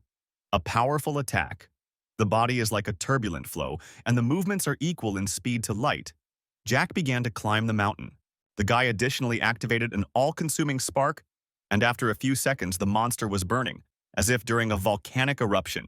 The final blow of this duel was an all-consuming spark. The damage increased 5-fold. The boss's roof was blown away. Jane was amazed. Their team defeated the boss, the Clay Dragon, Lord of the Swamps. She remembered that Jack had said something to her before the fight. The guy asked if she had learned the healing skill. He gave her a book with a new skill called Dispelling. She had to learn it.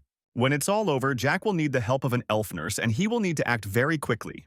And now the girl understood exactly what kind of help the head of their party needed, and she was ready to provide it. The girl activated the dispel and heal skills at the same time. She directed her energy at Jack, and he immediately began to heal. The 30 seconds of invulnerability were over. Fortunately, the girl's treatment and dispersion were done in time. Looking at the shocked faces of his team, the guy explained that his style is called all or nothing. But, looking at the body of the boss, who was no longer moving, the guy noted that for now, this was the limit for him. The audience, who were waiting for some kind of dynamic, had completely lost patience. They began to disperse, thinking that nothing would happen. The members of the Majestic Guild were also losing patience, but they had to wait until the very end. Their task was to find out and learn everything about the insane complexity of the quest. Suddenly, all the chatter was interrupted by a notification congratulating the team that had completed the Dark Forest dungeon on insane difficulty. None of the players watching could believe it was true. But the table didn't lie. Solo players really did clear the dungeon.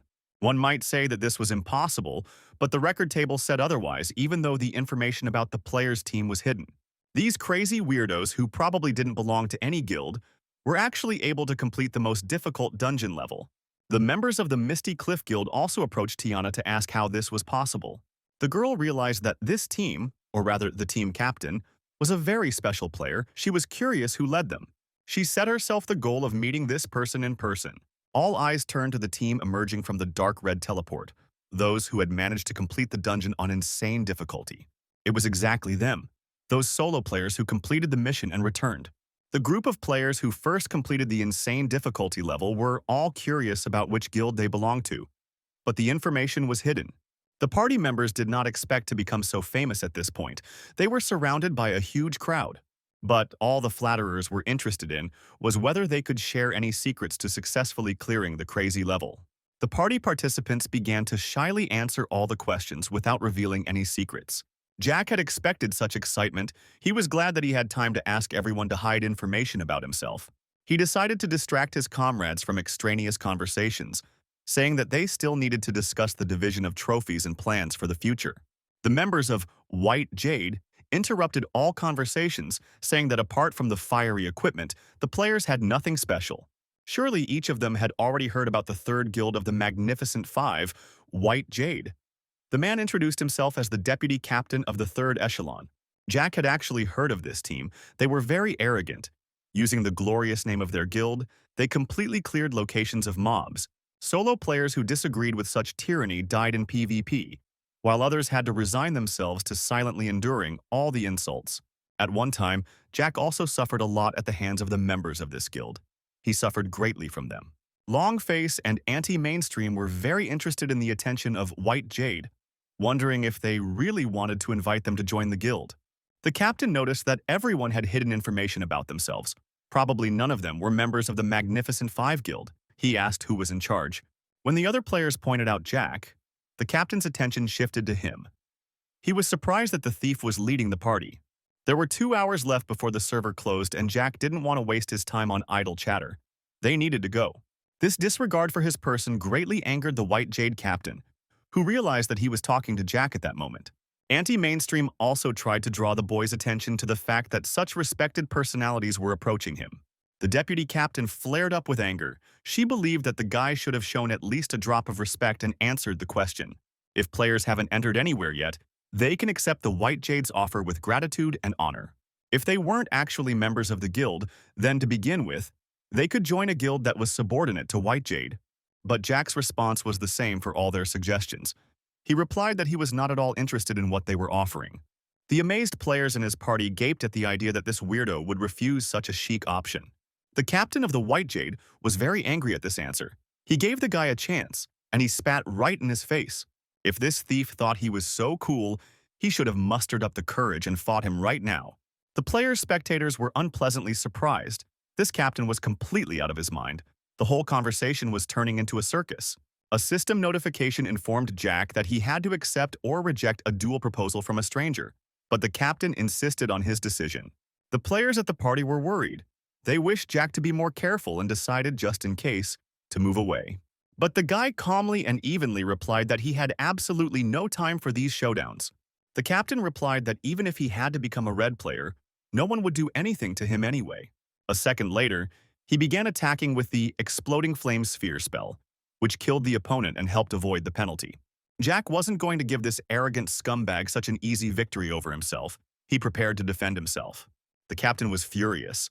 He wanted this strange thief to die, but the boy, angered, showed great speed.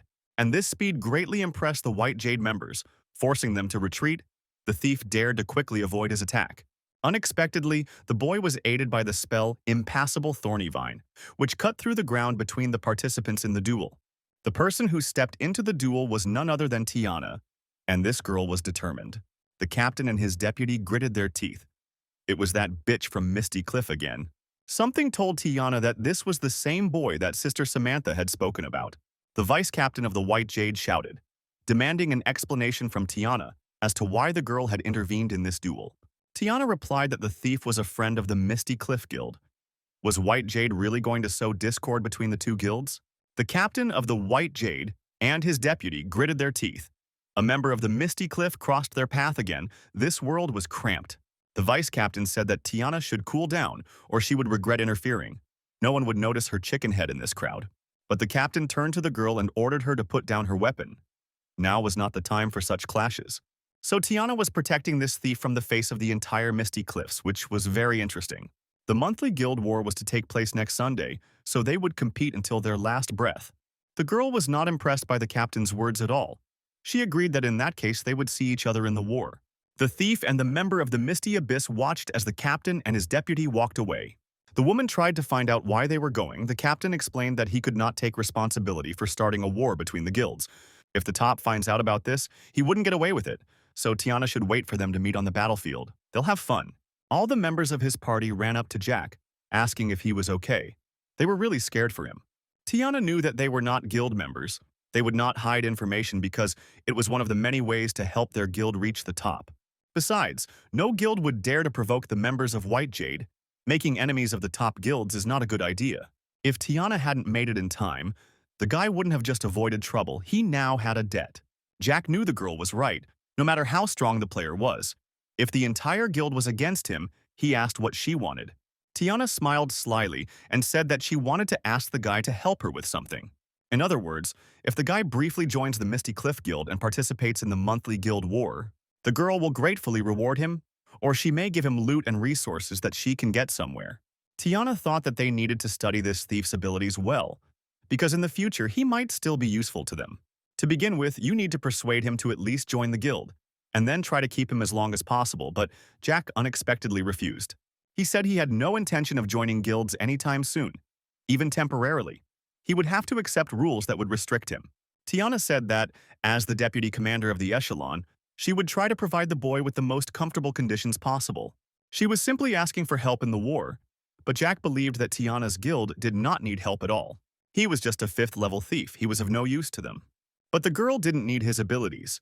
She and White Jade had been rivals since the early stages of the game when they fought for influence. As the guilds grew, small frictions gradually grew into more serious conflicts, and this continues to this day. Even now, the boy was witnessing it. Not to mention that she sided with the guy, she will have to answer for her actions at the monthly war. That's why Tiana asked Jack to protect her from death and losing level on the battlefield. She must hold him back. Jack replied that in that case, the girl could simply not participate in it. And Tiana noticed that the boy's voice was indifferent. Couldn't the thief really be hurt by anything? She said that participating in war was one of the main ways to gain guild glory points. The girl's explanation was interrupted by a notification that a stranger wanted to add her as a friend. Jack said that was for a start, and he would think about the rest. Although Tiana took this step to use it, she brought trouble upon herself. Jack said he would respond before the start of the guild wars. The girl was very happy about this turn of events. She thought to herself that perhaps her tactics had finally worked. She said she would help with a recommendation and was sure the guy would be able to pass the entrance exam, as long as he answered as soon as possible. Despite Jack's disgruntled mumble in response, Tiana added that she would wait for the message. Before Jack closed the information to his friends, she managed to notice that he was younger than her. The boy was very capricious. The girl was so caught up in Jack's joining the guild that she didn't notice Justin, who was watching this scene. The guy was jealous. While Jack hid his personal details, the party members persistently questioned him about the topic of their conversation with Tiana. They asked if the girl had set her sights on him, and Jack muttered in response that he would leave them without their loot if they continued. Only in the dark forest on crazy difficulty does the equipment he needs drop. This time, they were very lucky. The guy decided that he would keep the gloves from the skillful assassin's kit, and that everyone would share the other loot and money equally. For thieves up to level 10 who are dexterous, this set will be the best in terms of stats, and, for a while, will make his life easier. Jack was only interested in building the set as quickly as possible, but all the other players were surprised by his generosity. When asked to split the rewards equally, Jack remarked that he didn't need the other loot. He had underestimated his experience, so the others leveled up. This information greatly encouraged the party participants. Each of them checked their level, and everyone received a raise. Jack planned that before reaching level 6, they would need to go into the dungeon a couple more times until they had fully assembled the necessary kit. He said goodbye and woke up in the real world in a good mood. So far, everything was fine. This helmet allowed the body to fully rest during the game. The helmet also had no effect on real life or the gameplay. The boy greeted his grandfather and offered to help with the cleaning. Over the next 3 days, the party played through the Dark Forest dungeon over and over again on insane difficulty. And finally, on the 3rd day before he left, Jack gathered all the other pieces of the skillful assassin's kit. As for this funny foursome, their paths were destined to diverge, although they didn't like it. Jack said that they would still have a chance to meet. He didn't have time to waste time. He needed to start moving towards the next goal. For this purpose, he set himself the Palace of the Singing Moon, a rather picturesque place, a level 10 map. The thing he needed, despite everything, had to be in this very location. As he descended into the valley, the boy reflected that he needed to be especially careful in this place. Here you could meet evil spirits of the corpse seekers of high level, for example, like this one, which was 4 times taller than him. The guy could still handle one of them, but if a whole crowd of them attacked him, Monster Jack would die very quickly. It's a good thing he has the Agile Assassin's Kit. With a bonus to agility and perception, you have to use the landscape to get around them. The guy didn't come here to kill the local level 10 boss. So far, he didn't have enough strength for such a test. He had to level up first. What was more important was to get the skill book that was located in the waterfall area. This skill was Evil Spirit Invisibility. In that life, all the thieves in this game dreamed of it. The guy tried to carefully move through this location, looking for the item. But unexpectedly, he came across the remains of evil spirits. Did level 10 players really get to this location? You should have relaxed a bit, they were already on your heels. Despite all the obstacles, the guy finally reached the right place. He saw the red color already flashing ahead. As expected, the box was still intact, his goal closer than ever. Upon opening this chest, the boy will immediately receive a debuff. A system notification informed him that upon opening this chest, the boy will be cursed. Jack felt a little uneasy. But of course the book was worth it, he had to get it. The find took away 60% of all characteristics. The guy opened an unlocked cursed treasure chest. All his stats decreased by 60%. The effect wore off after 5 hours and 59 minutes. It would take Jack some time to learn the skill. He needed to find a safe place now. The boy's thoughts were interrupted by a voice, the man claiming that he knew about the existence of an idiot who would open this box. Looking back, Jack saw 3 guys calling themselves the main genius. Another one received the curse instead. The uninvited guest said that Jack wouldn't believe it, but they had been waiting for a jerk like him for several days. The squad leader laughed and ordered the boy to give them the item so they could see the contents of the box. Jack realized that he had miscalculated and not foreseen the ambush. Now, of course, he had the invisibility of an evil spirit. If it weren't for the debuff, he would definitely deal with these 3 scumbags. But having received 60% to all characteristics, it will be problematic.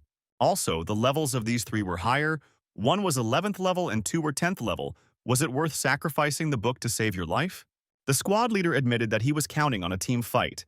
It never even occurred to him to encounter a lone fighter. The guy saw that the attackers were members of the White Jade, typical behavior of players of this guild. They still wouldn't leave him alive. Has the majestic White Jade Guild really fallen so low that it steals loot from solo players? The guy asked what would happen if he didn't give up the book. The members of White Jade were surprised by the guy's knowledge, and they were also surprised by the stubbornness of this thief. In this case, all the talk was in vain. One of the squad members pointed an arrow at Jack, noting that he would die now. The guy had no choice but to fight. He activated a backstab. The notification informed that the opponent could defend without penalties. Jack decided to fight and strike first. to at least somehow maintain the effect of surprise. But the thief's tactics were quickly exposed, and the squad leader skillfully repelled the boy's cunning attack with a brave block. Jack realized that his characteristics were too low because of the curse. Even his speed had decreased, and now he was the turtle's brother. The head of the White Jade squad noted that the guy had balls of steel, and he decided to attack them in such a state. A moment later, Jack received a blow of great force, which deprived him of 30 points of health. At the same moment, another member of the enemy squad fired an arrow in the direction of the boy with an aimed shot. Jack could see perfectly well that he had already been driven into a dead end. He tried to calmly consider what could help him in this situation. But while the boy was thinking it was impossible to stand still, he activated the backstab again. But his reaction failed him, and this time, one of the opponents came around from behind and delivered a dangerous blow, depriving Jack of 120 health points. The attacker shouted that the boy could have given them the book and died a quiet death. But now they will get this item directly from his miserable corpse. The squad leader has activated the Sword of Justice. The man promised to calm the boy down. By cutting his tendons, Jack will no longer be able to resist. The boy felt that he couldn't let this scumbag use the calming skill. Despite being targeted once again with an arrow, Jack activated the Rapid Flow ability.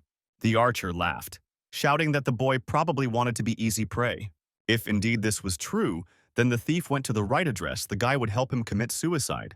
Jack, once again, activated backstab and instantly ran the dagger blade across the archer's back, depriving him of 50 health points. This turn of events really surprised the attacker. The guy could fight under such a harsh debuff. But what if he didn't receive it?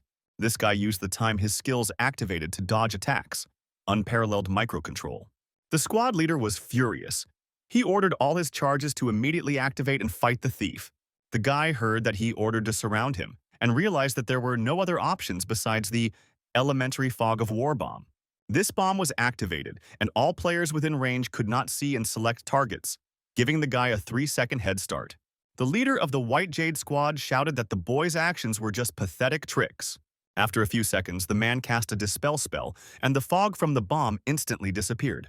Jack, meanwhile, didn't waste a second. He activated a disposable item, a cat hook. The attackers saw that the guy was trying to escape. They urgently needed to stop him. The archer made an aimed shot. An energy arrow hit Jack in the shoulder right in flight, causing him to lose his balance and drop the cat hook. Falling into the abyss, in which a river flowed in a turbulent stream, he imprinted in his memory what he would remember about these scoundrels. The White Jade squad was disappointed. They never got the box, even though the thief himself was most likely already a corpse.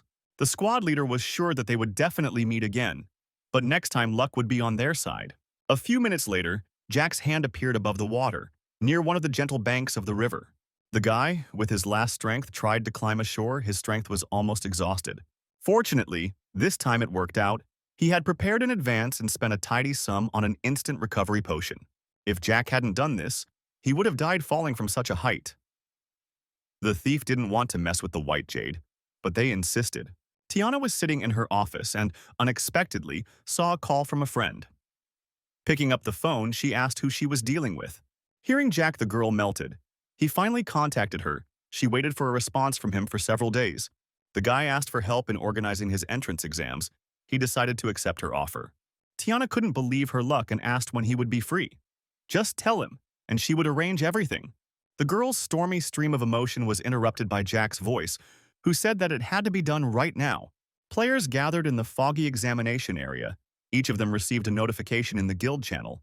The meeting was for the sake of one person. There were rumors that it might be some rich man, but Vice Captain Tiana is not someone who treats the rich in any special way. Soon, Jack and Tiana arrived at the arena. The guy asked why there were so many people here. She replied that the guy was the first to take the exam alone. The guy on one of the tiers saw familiar faces from the beginner's shop and wondered why they were here. They would be better off raising their level. He was annoyed by the crowd, but Tiana asked him to get used to it. Compared to the crowd after completing the dungeon, there was almost no one here. The girl believed with all her heart that her assumptions about this guy were correct. He was truly a treasure. Samantha also recognized the guy. She still couldn't believe that he was the first to walk through the dark forest on such an insane difficulty. The girl considered him one of a kind, and Tiana supported these thoughts. Having such talent nearby, she would definitely be able to achieve her ultimate goal. Tiana assured Jack that passing the entrance exam would be a very simple task. The examiners were already waiting for them on the other side of the bridge. Justin smiled. It was the same thief Tiana had been talking about all along. He pretended he barely knew the guy. Tiana explained that the admission process was as follows. The members of the unit standing behind Justin were in charge of the entrance exam. Jack just needs to last 10 minutes in a fight against the examiner. He must choose one of them as an opponent. But unexpectedly, the girl's explanation was interrupted by Justin, who asked if the guy would mind if he personally conducted the check. Tiana was shocked. It was a regular exam. There was no point in such actions, but Justin insisted on his participation. Justin wanted to humiliate the guy. The girl was confused. The difference was 3 levels, but Jack replied that he was fine with everything. He said that it didn't matter to him whether this or that guild member would be the examiner. He needed to hurry up and get started. Tiana shouted that it was a division captain 3 levels above the guy, but Jack just wanted to finish this boring exam faster. Justin didn't like the fact that these two were talking to each other. He wanted to humiliate his competitor as much as possible in front of his beloved girlfriend. The girl said that the exam field was in the forest nearby and put a bracelet on the boy, an evaluation device that every guild has. The device can determine the candidate's starting score according to level, statistics, and equipment, so she can see the result. Below 100 points was the third division, 150 was the second, and above 150 was the first. Exams will be conducted based on these statistics. Jack reported that his statistics were reduced by 60% due to the curse. Tiana was amazed how the guy was going to fight with such statistics. She asked how long it would last. He replied about 10 minutes. The guy was tired of talking and said he wanted to end it as soon as possible and continue to level up. But Tiana was very worried. The audience had already taken their seats and were sharing their impressions of Captain Justin's participation. Justin explained that the time limit was 10 minutes, to be fair. He would show no mercy. Jack replied that this was the right decision. Justin should use all his strength, that archer, and the guy is a thief. They are enemies.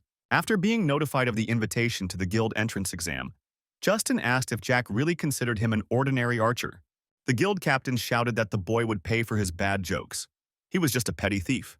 Jack, looking at his opponent, reasoned that Justin was probably a speed-type archer with an ice bow for slowing down. For opponents of his level, he was indeed a problematic enemy, but the reasoning had to be put aside. Justin took his first step in the game and activated Quick Shot. Jack was unpleasantly surprised. From the very beginning, the opponent used such a fierce attack against him. Justin watched as the boy tried to fend off his attacks and shouted that he wouldn't be able to pass this exam with blocks alone. Justin was ready to punch through each of these blocks. After these words, the captain fired another arrow towards the guy.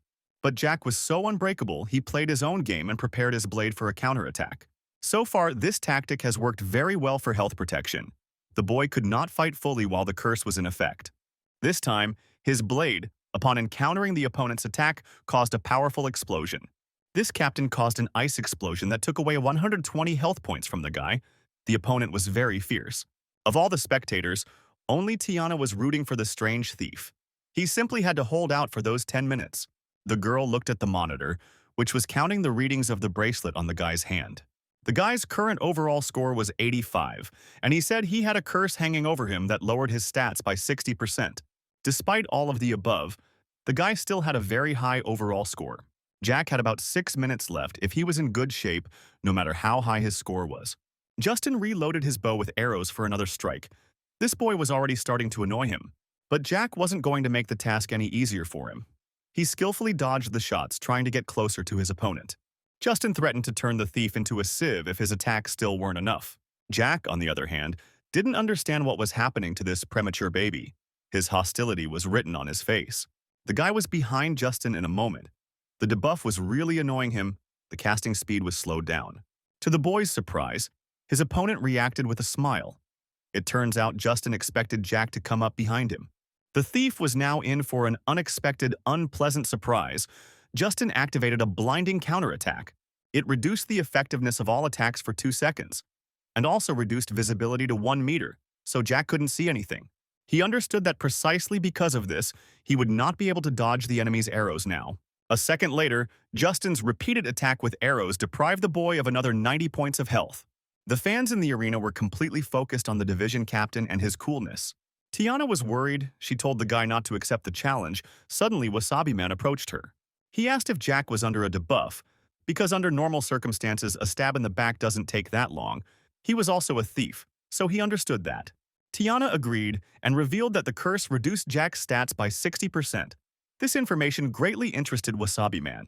Justin announced that there were 7 minutes left in the exam and asked if the guy was giving up because he hadn't done very well. But Jack only laughed. He couldn't call this an exam. His opponent was simply taking out his anger on him. Justin replied that this was all nonsense. But it was Jack's tactic. He needed to stall for a little longer. Then he would be able to hold out for 7 minutes. The guy decided to change his plan of action. Suddenly, he turned around and ran towards the forest. Justin, at first, didn't even understand what was happening. The captain ran after the candidate. He couldn't let his prey go. The boy wouldn't be helped by playing hide-and-seek in the forest. The spectators were confused. The participants in the duel disappeared into the forest. Tiana and Wasabi Man were already running after them.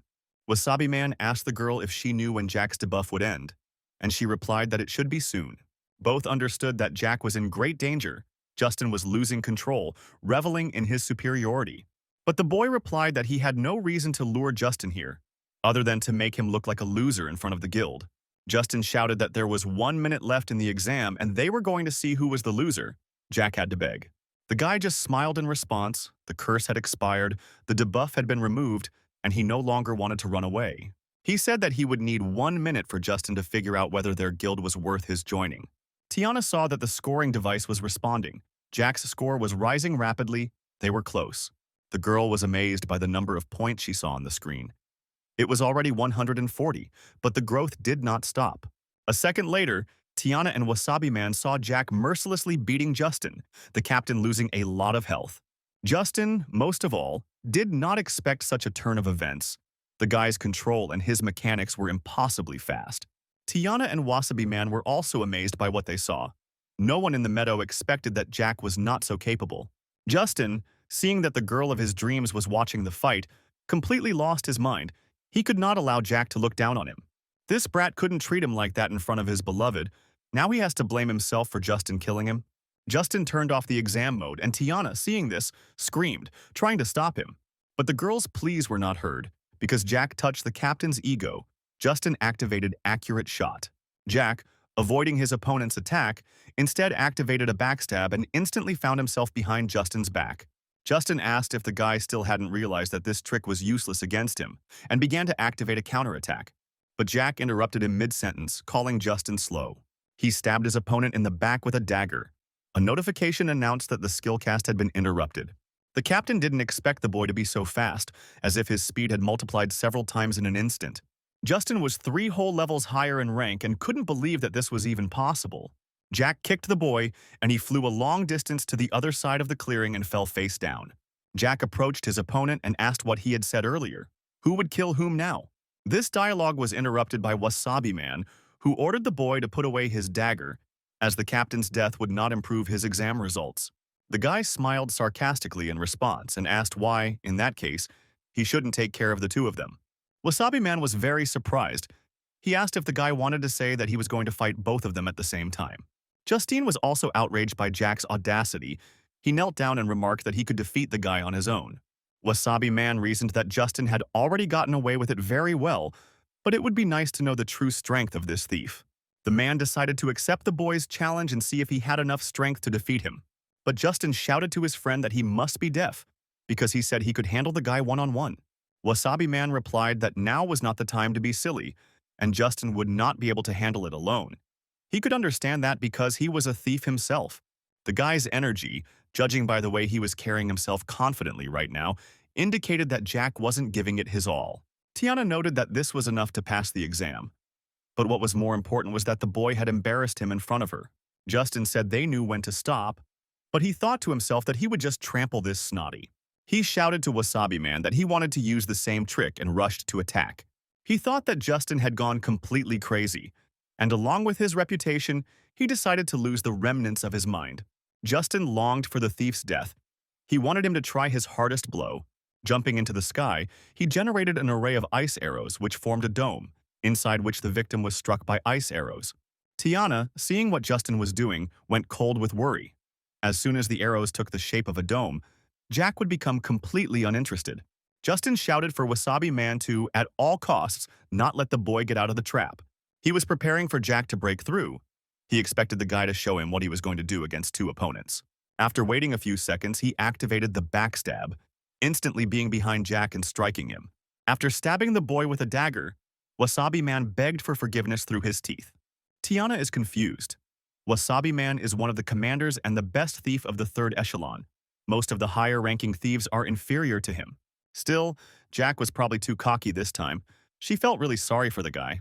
Justin was already excited. He said that Wasabi Man made a good shot, but he needed to hurry up because the arrows would soon hit him.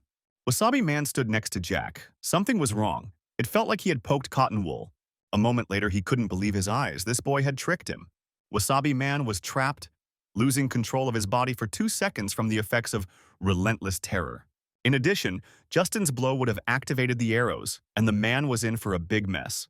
It was too late to escape. The ice had already begun to bind his body. The third-tier thief could not move at all. A moment later, Justin's arrows began to strike, stripping Wasabi Man of health points. It so happened that the only one who came under fire from Justin's arrows was Wasabi Man, while Jack managed to avoid the guy's attack in an inexplicable way. Justin reasoned that it was a good idea to learn this skill before coming here. But Jack interrupted these thoughts. He said that next time, before such an attack, the guy should not forget to immobilize the opponent. When Justin asked how the guy ended up next to him, he replied that he didn't have to explain anything to such a fool. At the moment when they were about to attack Jack, he decided in advance to use the invisibility of the evil spirit, and the opponents attacked him. Tiana stared in amazement at the picture that appeared before her eyes. This skill that Jack activated was truly impressive. She asked Jack to let Justin go and told him that they would pass the exam. But the girl was interrupted by the voice of Wasabi Man, who shouted that the exam was not over yet. The effect of the ice arrow array had ended. The man activated the thing he knocked out in the dungeon. He had originally planned to use it in the arena, but decided that Jack was more worthy of his challenge. He had 15 seconds during which his strength increased by 90%. Pointing his dagger at the thief Jack, Wasabi Man said that the boy must show his true strength. Jack replied with a smile that it seemed that the third-tier thief was really interested in him. A second later, Jack struck Justin in the neck, which deprived the guy of 300% of his health points. Tiana screamed in shock, but Jack told her not to worry. He had just knocked out Justin with a critical hit. The girl stopped in place and didn't know what to do. Jack ordered Justin to be pulled aside so that he wouldn't get in the way. The guy decided to accept Wasabi Man's challenge, to tear open the veil of secrecy just to fight and decide who is better. Jack really missed this feeling. He had felt it many times in his past life. After endless attempts, the thief Jack was finally becoming stronger, and he liked it immensely. Tiana, meanwhile, tied Justin up with her skill and watched the match unfold. The girl looked at the monitor in amazement. She couldn't understand what was wrong with the computing device. Something incomprehensible was happening with the scores. Tiana couldn't understand what was happening. Jack's indicators were rapidly increasing.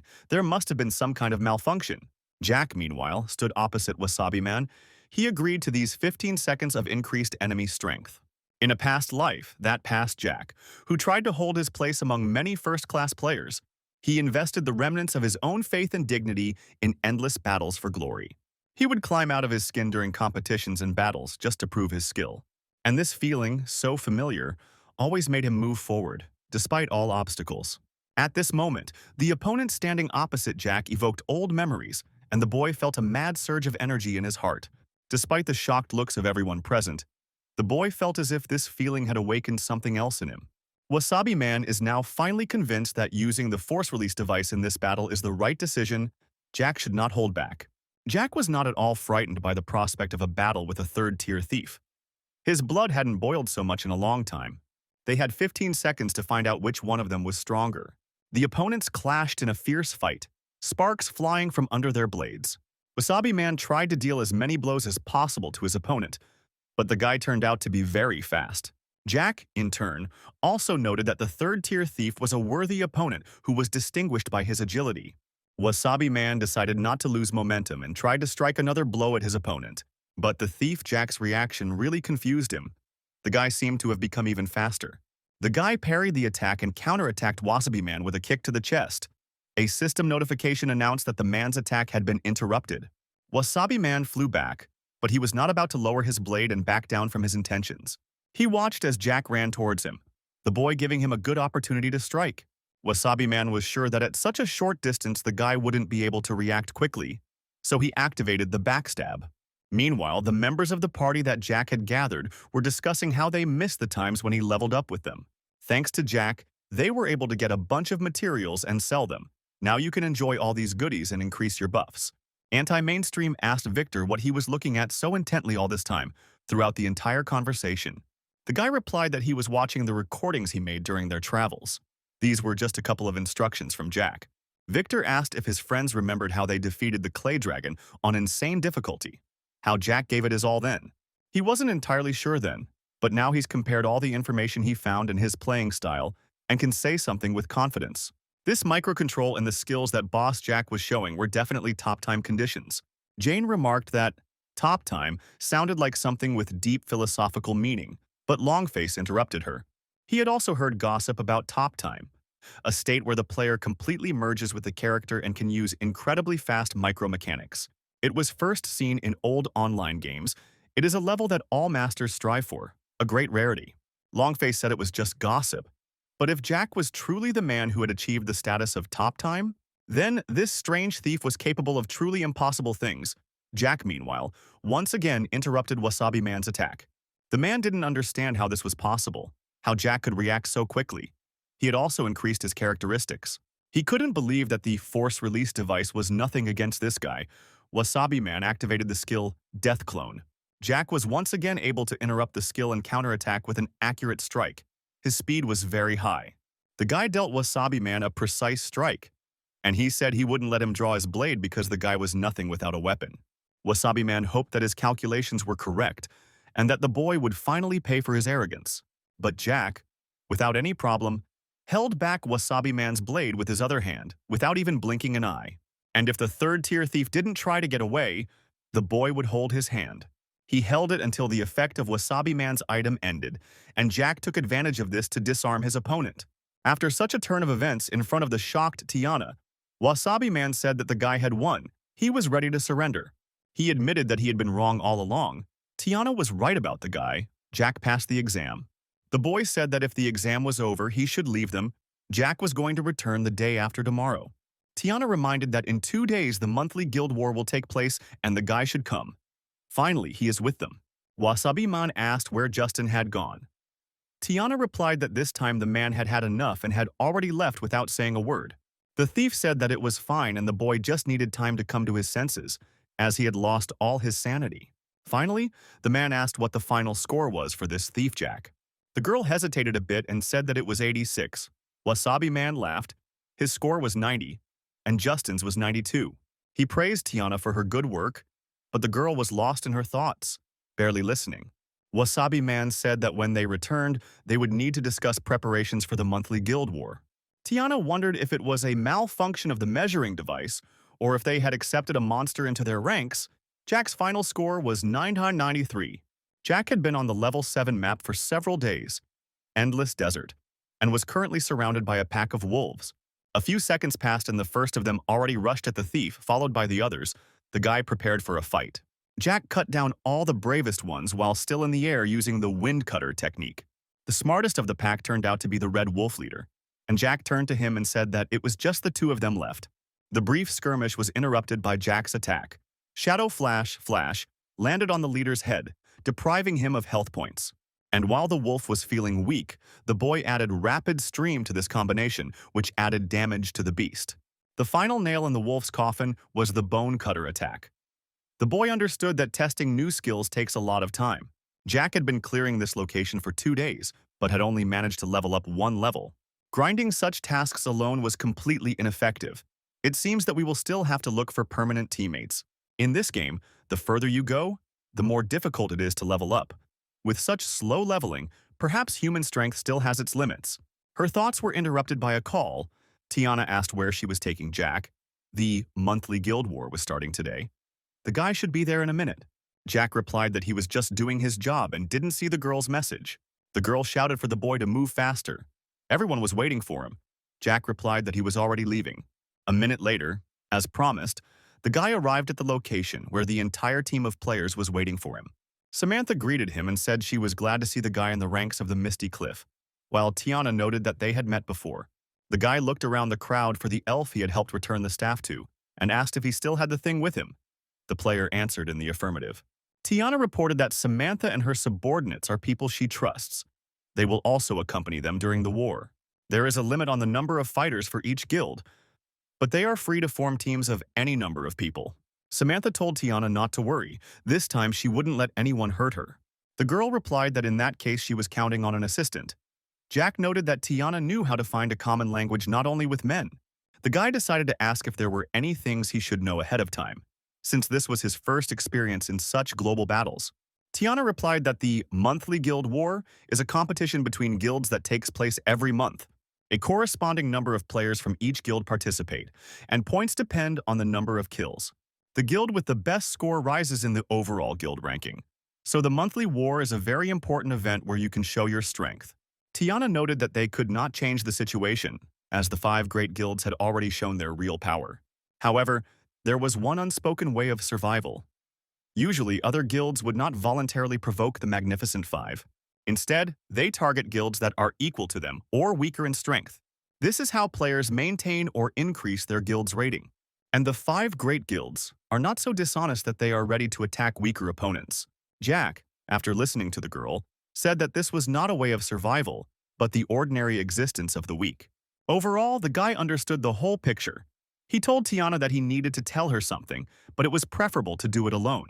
Samantha said she didn't understand this secrecy at all. Couldn't they just talk about everything calmly here?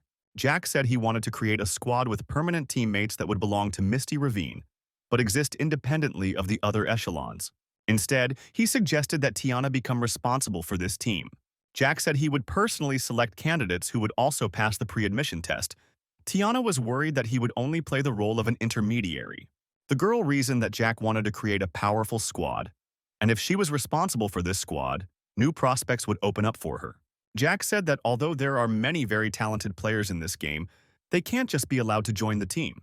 Tiana promised again that she would do everything for Jack's comfort, so as the deputy captain of the 3rd echelon, she would help him realize this idea. But the girl had her own conditions. The guy had to promise something, never to attack her. Jack laughed and told Tiana not to worry about it. He wasn't one of those people. The conversation of the friends was interrupted by a short man who shouted to be taken into the squad. He would not be a burden to the team. The boy with the shield on his back screamed and pleaded that he would give it his all, that he would tank like he had never tanked before, and that he would withstand any damage. The squad members begged the guy to leave. The other teams also refused him. Why did the guy join the monthly war? But the boy said that he worked hard to win the opportunity to participate in this war because he would lose his qualifications. Jack thought the guild was taking in children, but Tiana said it was just a little boy who dreamed of becoming a first-class tank warrior. They noticed the boy's stubborn nature, so they allowed him to join the guild to gain experience. I think his name is Nicholas. Jack turned to Tiana excitedly and asked her in a raised voice what the boy's name was. Tiana, frightened, replied that the boy's name was Nicholas, not understanding why this information excited the thief so much. Jack remembered this name. This guy was one of the 6 majestic shields in a past life, and his name was Nicholas of the Sacred Mountain. Could this little orc have been the same legendary Nicholas of the Holy Mountain? Meanwhile, the squad members were making excuses for not being able to take the boy in, as the war was about to start. They advised Nicholas to adequately assess his real strengths and not let them down. The players believed that it was not worth wasting time on the guy. Unexpectedly, Jack intervened in this conversation, noting that he still believes that hard work opens up many interesting opportunities. The squad members were unhappy that the new guy hadn't even had time to join the guild and was already poking his nose into other people's business. But Jack paid no attention to them at all. He extended his hand to Nicholas and asked if he wanted to join his squad. Maybe Jack didn't know it yet, but today's invitation marked the beginning of the game's first legendary team. Shadow, the horn sounded. This horn meant only one thing. The monthly guild war was beginning. All players were ready.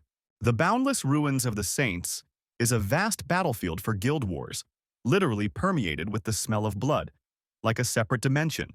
A place for guild battles that is not limited by rules. Kills have no effect on guild points, fame, or reputation. Rank is the only thing that matters. The monthly war began by opening all the doors through which the participants had to pass. After the portals opened, warriors from all guilds arrived through them, from the first to the last. All the warriors, having passed through the portal, were only waiting for the war to begin, which had already begun. With the gong striking again, all the squads ran in different directions to their pre-planned locations. Nicholas saw that the members of the outside guilds had already scattered across the map. This time it was a canyon. Samantha had ordered no one to get involved in the fights. While most of the participants followed the strategy of finding a safe place, Jack decided that they also needed to find a safe zone first. Tiana hoped she hadn't made a mistake by allowing Jack to become the leader of the group, even despite wanting him to protect her. The girl was very eager to see as many of this strange and mysterious thief's abilities as possible, heard here and there. Justin's squad also fought. Its members were satisfied. They defeated the enemies very easily. Wasabi Man watched his friend. It seemed that he hadn't left yet. If Justin worried about his defeat, his skills would stop growing. But Wasabi Man himself was looking forward to the next fight with Jack, so he could become even stronger. One of the squad members asked why Justin insisted on returning here. Other groups should gather here. Wasabi Man agreed with this opinion. The third-tier thief had no idea that Justin had a plan, so why did he insist on this particular spot? That was definitely not the case. As soon as Wasabi Man thought about it, the entire squad froze. It was an ambush. They were being influenced by magic. On the cliff above them, the members of the White Jade shouted that Justin's squad had been trapped by the binding skill. The leader of the White Jade squad praised Justin for his good work, saying that he passed the exam through the sacrifice of 3 comrades. Wasabi Man asked Justin what it all meant, demanding answers, but White Jade had already decided to attack. The commander of the White Jade squad said that all the boy had to do was provide Tiana's coordinates, and then Justin would officially join the Wolf Fang. Wasabi Man could have believed that Justin was betraying the guild, but the deputy commander of the White Jade squad ordered him to shut up. The girl wanted to kill Wasabi Man, but Justin stopped her, saying that he was his friend and he wanted him to join Wolf Fang. The squad leader replied that although Justin hadn't said he would call anyone else, they didn't mind. Justin couldn't just leave it like that. In this guild war, Jack and Tiana would pay for what they had done. Wasabi Man was very angry. His friend was going to tell Tiana's coordinates in exchange for joining the enemy squad. Justin was trash. But the boy shouted back that if he didn't get the girl, no one else would either, and this pair of traitors would die together. Wasabi Man must understand him. Wouldn't it be good to join the Wolf Fang and become stronger? All conversations were interrupted by a voice call. The squad commander asked if they had been able to find the target, to which he received an affirmative answer. The deputy commander was very happy about this news. She shouted for the players to hurry up and deal with them. The commander put his hand on Justin's shoulder and told him not to worry. 5 thieves would definitely be enough to finish her off, and it was all thanks to him. But the squad captain's bragging speech was interrupted by a voice from the panel, announcing that everything was not going according to plan. The player's voice reported that they were not warned about Tiana's bodyguard. Everything was bad. The guy said he was hiding in a safe place, but the commander didn't want to speak more quietly, despite the danger to his man. In just 3 minutes, this guard killed 4 people from their squad, leaving only the one who called. Wasabi Man realized that this person was Jack. The deputy commander could not believe this information. That player must have been joking. Now the man could calm down and leave Tiana's protection to his recent opponent. Meanwhile, the last survivor said that none of their people had respawned yet and asked if he could temporarily retreat. But the guy got too carried away with the negotiations and forgot about safety. Jack appeared behind him and asked to hand him the phone. 10 minutes earlier, Samantha had asked why they were running so far, as the group members thought it looked like cowardice. But Nicholas replied that it was okay. If someone attacked from the front, he was willing to take all the damage on himself and let the others attack. The squad members did not appreciate the kid's gesture. They believed that with equipment like his, Nicholas would hide behind them, not the other way around. Tiana, who was running a little behind Jack, asked if he really had a plan, because no one but the boy felt confident. The guy looked around for a moment and replied that he didn't have any plans, he just wanted to crush a couple of bugs. Tiana looked at the guy in shock. She didn't even suspect that they were being followed. Suddenly, the boy stopped running and the entire group came to a sudden halt. No one understood the reason. When asked by the team, the boy replied that the spies stuck to them like chewing gum, and no matter how hard he tried, he couldn't get them off. Tiana immediately ordered everyone to prepare for battle. Nicholas was more ready than ever. He wanted to see the enemies. Meanwhile, the spies moving along the river realized that they had been noticed. Someone from this detachment was very perceptive. They were underwater in stealth equipment. No one could know their exact location, so the spies were safe for now. Jack's squad tried to figure out the location of the spies, but it was all in vain. The players realized that the concealment skill was involved. Jack decided to use his keen eyesight to find all hidden objects and enemies within a certain radius. A few seconds later, the boy found his target in the driver next to them. The spies understood this. The thief had a skill that exposed them. The squad leader assumed that the overall strength of Jack's squad was low. They could finish off the weakest ones first. The spies decided to act preemptively and jumped out of the water, attacking their opponents. Jack ran towards them, ordering everyone else to stay put because someone might attack from behind. The head of the spy squad laughed. A 7th-level thief had decided to go up against them. It was an easy target. He ordered the soldiers to avoid him and try to finish off the magician of this squad. And the spies rushed to attack. Samantha recognized these spies. They were the Wolf Fang squad, a group of assassins from the 3rd Division. They had high DPs. Little Nicholas ordered everyone not to be afraid. For starters, the enemies would have to pass through him. Meanwhile, Jack and the 2 spies rushed towards each other, each preparing his blows. The overconfident spies could only count on hitting the clones instead of the real Jack. They wanted to find the true purpose, but suddenly, they were possessed by a curse that deprived them of willpower. The rest of the spy squad did not understand what was happening to their boss, and panic began to rise among the enemies. Suddenly, Jack appeared behind one of them, advising the boy to take better care of himself. A second later, the boy slashed the spy and kicked the other 2 away. After Jack dealt with the first one, he moved on to the other 2, methodically reducing their health points. He informed his team that all the spies had only a third of their health left, and the players could do whatever they wanted with them. Jack's team didn't need to be persuaded. They happily did their job. The effect of the curse on the squad commander and his subordinate had already worn off, and he ordered to get rid of the enemy as soon as possible. But they could do nothing. Jack was flying at them, the speed of his attack leaving no chance for a reaction on their part. Jack pulled the same trick on these 2 as he had on their predecessors. The spies no longer considered the boy human. Jack wasn't going to stop this time. He was coming up with new combinations of blows. For the opponents, this was completely unbelievable. They were far from the same level as the thief. The last survivor looked at Jack in horror and realized that his only option was to flee. But no matter what, Jack was able to find him again. He wanted to talk to the captain. The guy couldn't deny anything. He turned to the vice captain of the 3rd Division of the Wolf Fang, ordered them to wash their necks because they were being followed and the squad commander would be next. The squad commander clenched his fist. The deputy looked into his eyes with concern. When Jack had already disconnected, the vice captain of the 3rd Division of the Wolf Fang still asked who this impudent guy was. Was this the same thief who completed the dark forest location on insane difficulty? When Justin confirmed this, the squad leader's anger knew no bounds. It was the same scumbag. And the delight at this news was inherent in him. The man understood that they would definitely meet again. Had the nebula really taken him to the guild? Justin replied that it was all Tiana's idea, and he had nothing to do with it. The guy was worried about his membership in the Wolf Fang. The squad captain was unstoppable. He boldly said that this boy must be tired of life because he was threatening him. Wasabi Man drew attention to himself, and the squad captain said that it seemed that Justin's friend had a different opinion on the matter.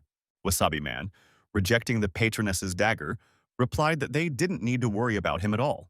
Suddenly, with his other hand, he grabbed Justin by the breasts, saying that he was incredibly ashamed that they had been partners. The man angrily continued that the members of his new guild would happily tell about Justin's betrayal when they were resurrected. As for him, this month he was going to leave the guild war and their problems would no longer concern him.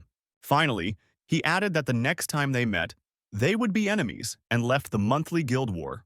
Dissipating into space, Wasabi Man said that Justin was now on his own. The squad commander said that this weirdo himself doesn't know what's best for him. He missed the gift of a chance to join the Wolf Fang. Justin saw a system notification that Tiana had removed him from his friends list, probably because that part of the squad had already discovered his betrayal. From that moment on, Justin became an enemy of the Mists, and the betrayal of the guild would lead to revenge against the boy. He said the guy was very lucky to join their squad, but Justin only thought about revenge. They decided to just wait until Tiana found them herself. There was no point in moving anywhere. Jack demanded that the spy give out the coordinates of his captain, but he did not want to do this and betray his squad. Jack noted that the spy was quite loyal, but because he had a red nickname, he killed at least 2 people on the way here. If Jack killed him now, the guy would probably drop a few things. Jack smiled in the spy's face and said he'd like to let him go. The spy, nevertheless, decided to confess. He gave the coordinates of his vice captain and reported that he was going to the east. This was accurate information. Jack thanked the spy and said that now he would remove him from the war in a softer way. The guy thought that after receiving the information, Jack would let him go, but he replied that lying was normal in war. Tiana stood on the edge of a cliff. She couldn't believe that Justin could betray them, especially for such a stupid reason. She wondered how Wasabi Man was doing. Because of Justin's betrayal, some hierarchy would have to be changed. She decided that she simply had to take advantage of this situation for her own success. The girl's thoughts were interrupted by Samantha, who asked if the girl had seen the guild's message. Tiana replied that she had already received a message about Justin's betrayal. Samantha said that she had not thought at all about the knife in the back from this freak. Tiana interrupted the idle chatter. She asked where Jack was now. Nicholas pointed in the direction. They had to go to him. When the squad returned to Jack, he reported that they were on time. He had found out the coordinates of the enemies. Tiana decided to cast a spell and found out that if you believe these coordinates, the squad is indeed heading east. This means that they will soon meet other Wolf-Fang groups, which will help them attack from all sides and score a lot of points. Nicholas was amazed by Tiana's insight. This girl knew everything about the plans of other guilds. Samantha stopped the guy. It wasn't a secret at all during the guild war. He would be able to guess it if he started thinking with his head. The only thing that mattered during guild wars was killing. They earned guilds points, which increased their score. The Wolf-Fang strategy is to increase points at the last moment when no one expects it. Nicholas, scratching the back of his head, replied that, of course, he knew that. He just wanted to boost the team's morale. Tiana approached Jack, and the guy asked if the girl had a plan for this. She replied that their squad could fight their way through the slaughterhouse to the center and intercept them halfway. The central area is the area that is connected to all 4 teleports. Due to the chaos of the guilds, there were many fights, which made it very difficult for the participants to pass. Even if reinforcements arrive, they still won't receive immediate help. The boy pondered Tiana's idea, feeling a little uneasy about the chaotic battles. Jack asked if they could hide information about the guilds here. Tiana replied that they could, but usually no one does that because that's not how they count murders. But Jack assured her that everything would be fine. Jack had an interesting idea about this. He used a mask of secrecy. It hid information about the user. Under the surprised gazes of his team, the boy put on a clown mask and ordered them to head to the central area. Meanwhile, in the central area of the guild war, there were a lot of people. People were constantly on the move. This is the central area of the battlefield, where dust billows across the entire plain due to endless guild battles. The battles here were very tense, like the seething reality that symbolized them. Each of the participating guilds had its enemies, with whom it wanted to get even in this particular place. Some participants wanted to take revenge on the opponents who defeated them last time. Suddenly, members of one of the squads noticed someone behind them, wondering if the enemies were preparing a hidden attack from the rear. But this player didn't look like any of the people because he was wearing a mask. On the edge of the canyon stood Jack, holding a dagger in his hands, his face hidden behind a clown mask, and his hair sticking out in different directions. A second later, Jack launched an attack that was so unexpected that his opponent didn't have enough time to prepare. Falling to the ground, the player called out to his captain, who instantly appeared before Jack, asking what was happening. The guy did not respond verbally. His response was to kick the enemy's body. The members of the other squads did not understand what kind of guild had intervened in their fight, but they were concerned that the captain was on the ground. Jack looked at each of the enemy squad and determined that he was a member of the Wolf-Fang, and they were a bunch of freaks. Other participants began to be indignant at why Wolf-Fang was interfering in the battles of other guilds. Did they really think that the guild war was their home? Some participants also demanded that Jack remove his hiding mask and reveal his identity, but he replied that he would not do so. He announced that Wolf-Fang was giving them 30 seconds to escape because a squad would come here and destroy everyone. If they don't agree, then let them not blame him later for not warning them. This greatly angered the members of other guilds. They believed that the guy was going too far. The reputation of Wolf-Fang had always been bad. Soon the entire canyon was talking about putting Wolf-Fang in its place and making them pay for what they had done. The other members of Jack's squad watched the boy's actions. He was unbeatable, having fooled so many people in such a short time. Tiana couldn't have thought that Jack would use such tricks, but did he have a technique for escaping safely after what he had done? Jack could see that the center area was filled with players, and if everyone was here, he would put on a real show for them. When the Wolf-Fang people arrive at the venue, they will have a huge surprise for them. They just need to relax and enjoy the show.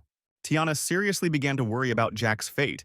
He was, after all, her protector. Soon, the real members of Wolf-Fang arrived in the central area, and all the rival guilds focused on them. The squad leader didn't understand why so many people were welcoming their arrival. Something about it was wrong. The first player started shouting and threatening them. The The squad captain started calling out his guild, but the opponents already knew it and considered it dog shit. The conversation was short-lived. The first brave men attacked the Wolf Fang squad, whose members still couldn't understand why everyone was so against them. Jack, hiding among the crowd in a mask, understood that something serious was approaching. The commander of the Wolf Fang detachment tried to understand what had happened. He had a very bad feeling. It was like fear, becoming a target for the unknown in the dark. Jack decided not to waste any time and, running up from behind, delivered a critical blow to the back of one of the members of the Wolf Fang squad. So the guy eliminated the first one. The squad commander ordered all members to be on guard. No one even noticed how it happened. The deputy commander suspected that it was Jack's doing, but the captain replied that he had not seen his face, only a clown mask. The man ordered no one in the squad to panic and activated gravitational pressure, which slowed down the speed of movement within the radius of action. After the dome was formed, the squad captain ordered the members to go inside as quickly as possible. He believed that now, this thief would not be able to do anything while they were in the circle. The deputy believed that he simply wouldn't dare go inside, that this bastard should be made to pay for the consequences of their confrontation. The captain started to agree with the girl, but stopped mid-sentence. She didn't understand what had happened. Behind the assistant stood Jack. Despite the girl's screams, she became the second. The squad captain still couldn't see the attacker. His speed was still extraordinary. The defender had no chance. Jack's squad was rushing to help their leader. The coordinates for the meeting were already somewhere nearby. Samantha claimed that Jack wanted to give Tiana a gift, and the location was somewhere here. Nicholas was also looking forward to it. But there was no one here, not even Jack. Maybe they came to the wrong place. Judging by the coordinates, everything seemed to be correct. Tiana saw that ahead, a sandstorm was rushing towards them and someone was walking inside it. She ordered everyone to prepare for battle. But within seconds, everyone was staring in amazement at Jack, who was holding the deputy commander of the Wolf Fang squad on his shoulder. It turns out that this scoundrel was the gift Jack was talking about. The guy opened the girl's mouth. Immediately, the girl's mouth began to curse. She demanded to be released. This annoyed the team so much that they considered taping her mouth shut again. Tiana, on the other hand, ordered Jack to untie the deputy commander of the Wolf Fang, despite Samantha's objections. The deputy thought that Tiana was afraid of her and began to guarantee that her squad would not touch them, like last time. But the assistant's surprise knew no bounds when Tiana replied that she was not afraid, she was just thinking. She wondered what skill she should use against such a treacherous woman as the deputy commander of the Wolf Fang squad. The girl also did not sit idly by, but grabbed her dagger, rushing into the attack to force Tiana to shut her mouth. But all the efforts of the protector were in vain. The path of Tiana's vine blocked her movements. If the deputy still wanted to fight so badly, Tiana wasn't even going to show her any mercy. As the vine dragged the girl underground, she screamed that she would remember this, and later, she begged to stop. Even when her hand disappeared into the ground, Tiana thanked Jack for such a gift and said that she was in his debt. Jack said that before returning to the central area, he needed to take someone with him. Tiana asked who exactly because it was very dangerous there, but the boy replied that he was safe as long as this person was helping him. Each member of the squad thought the captain was talking about him, except for Nicholas, who asked who exactly Jack was referring to. Jack looked at Nicholas and said that he needed his help. Everyone turned to the boy in shock. Nicholas himself was indescribably shocked and even began to stammer from excitement, wondering if anyone had really noticed and appreciated him. The boy even had tears in his eyes. He happily punched Jack in the face and said that he could rely on him. The battle was still going on in the central area. The captain was looking for the thief, and one of the team members reported that the deputy's information indicated death. The captain ordered all groups to gather immediately. They must not give this thief a single chance. When asked that they would become a laughingstock, the captain replied that he didn't care. He wanted to punish the thief for his wife. The men of the detachment were low on health and wanted to retreat to regroup, but the captain was adamant. Justin, who had been eavesdropping on this conversation, was already looking forward to the captain being killed, thus saving him from many troubles. The boys' thoughts were interrupted by a flying shield heading towards them. The captain was unpleasantly surprised. Once again, these annoying pests were interfering with their existence. Nicholas, who had already picked up his shield, asked if the shrimp warrior wanted to be killed. Jack emerged as if from under the ground on the other side of the captain, who called such an appearance too naive. The man was confident in his strength.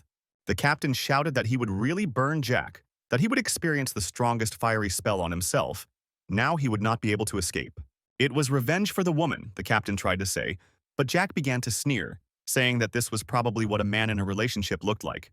He added that he would never have thought of such stupidity from his opponent, who used a long spell against the fast thief.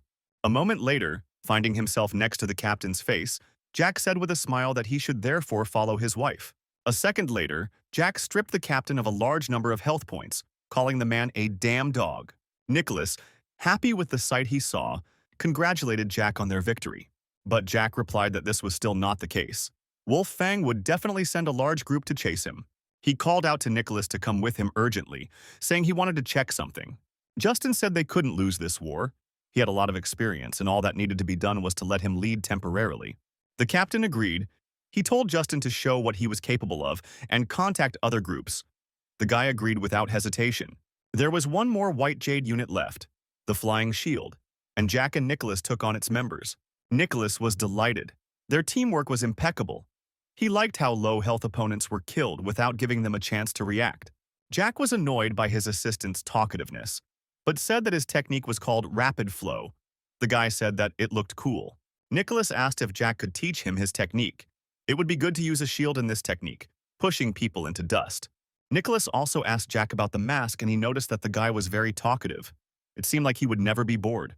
But this time, he brought Nicholas here precisely to make sure his choice was correct.